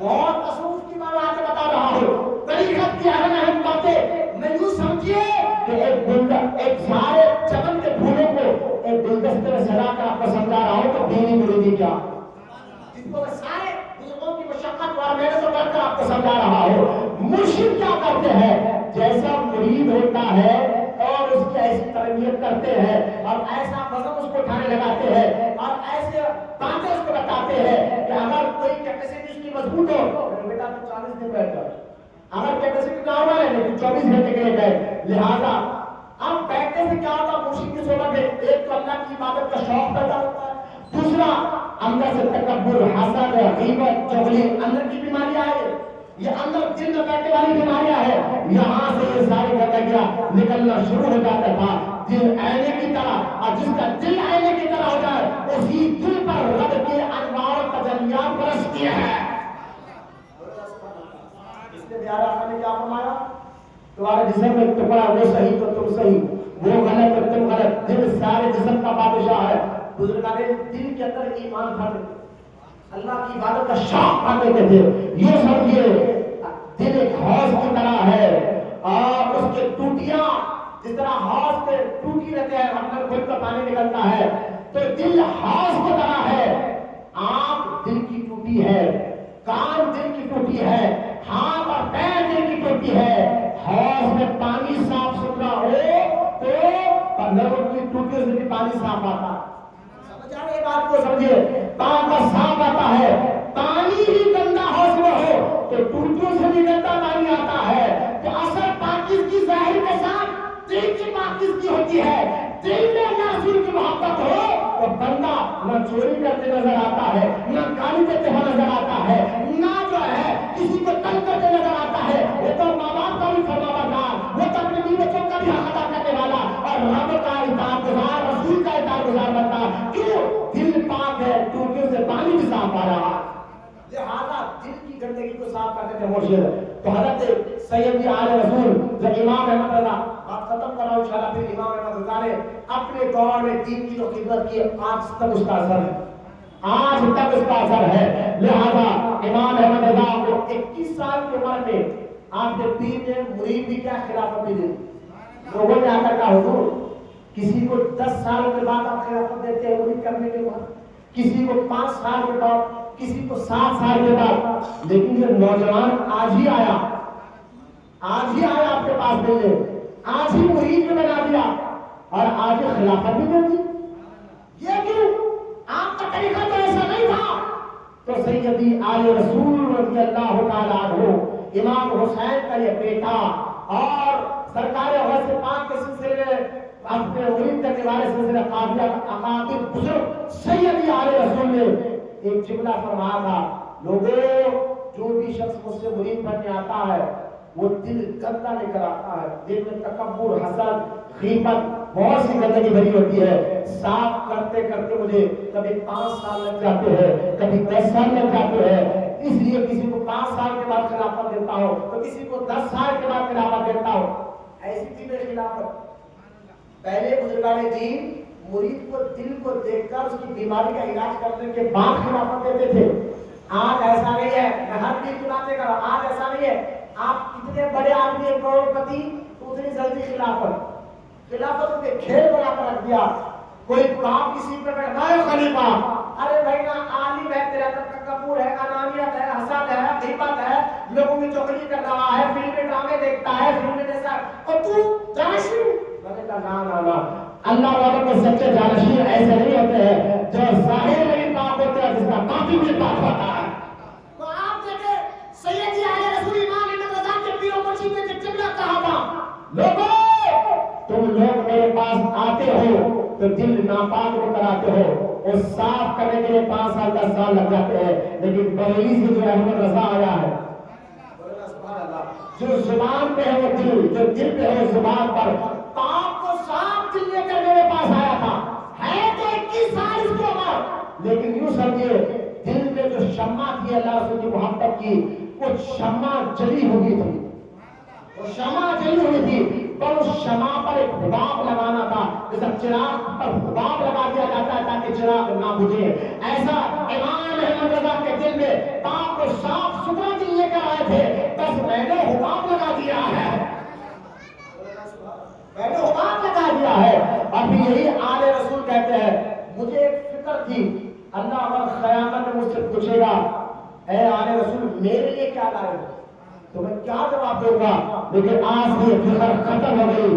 قیامت میں اللہ تعالیٰ اگر پوچھے گا اے آل رسول میرے لیے کیا لائے ہو, تو میں امام احمد رضا کو پیش کر دوں گا.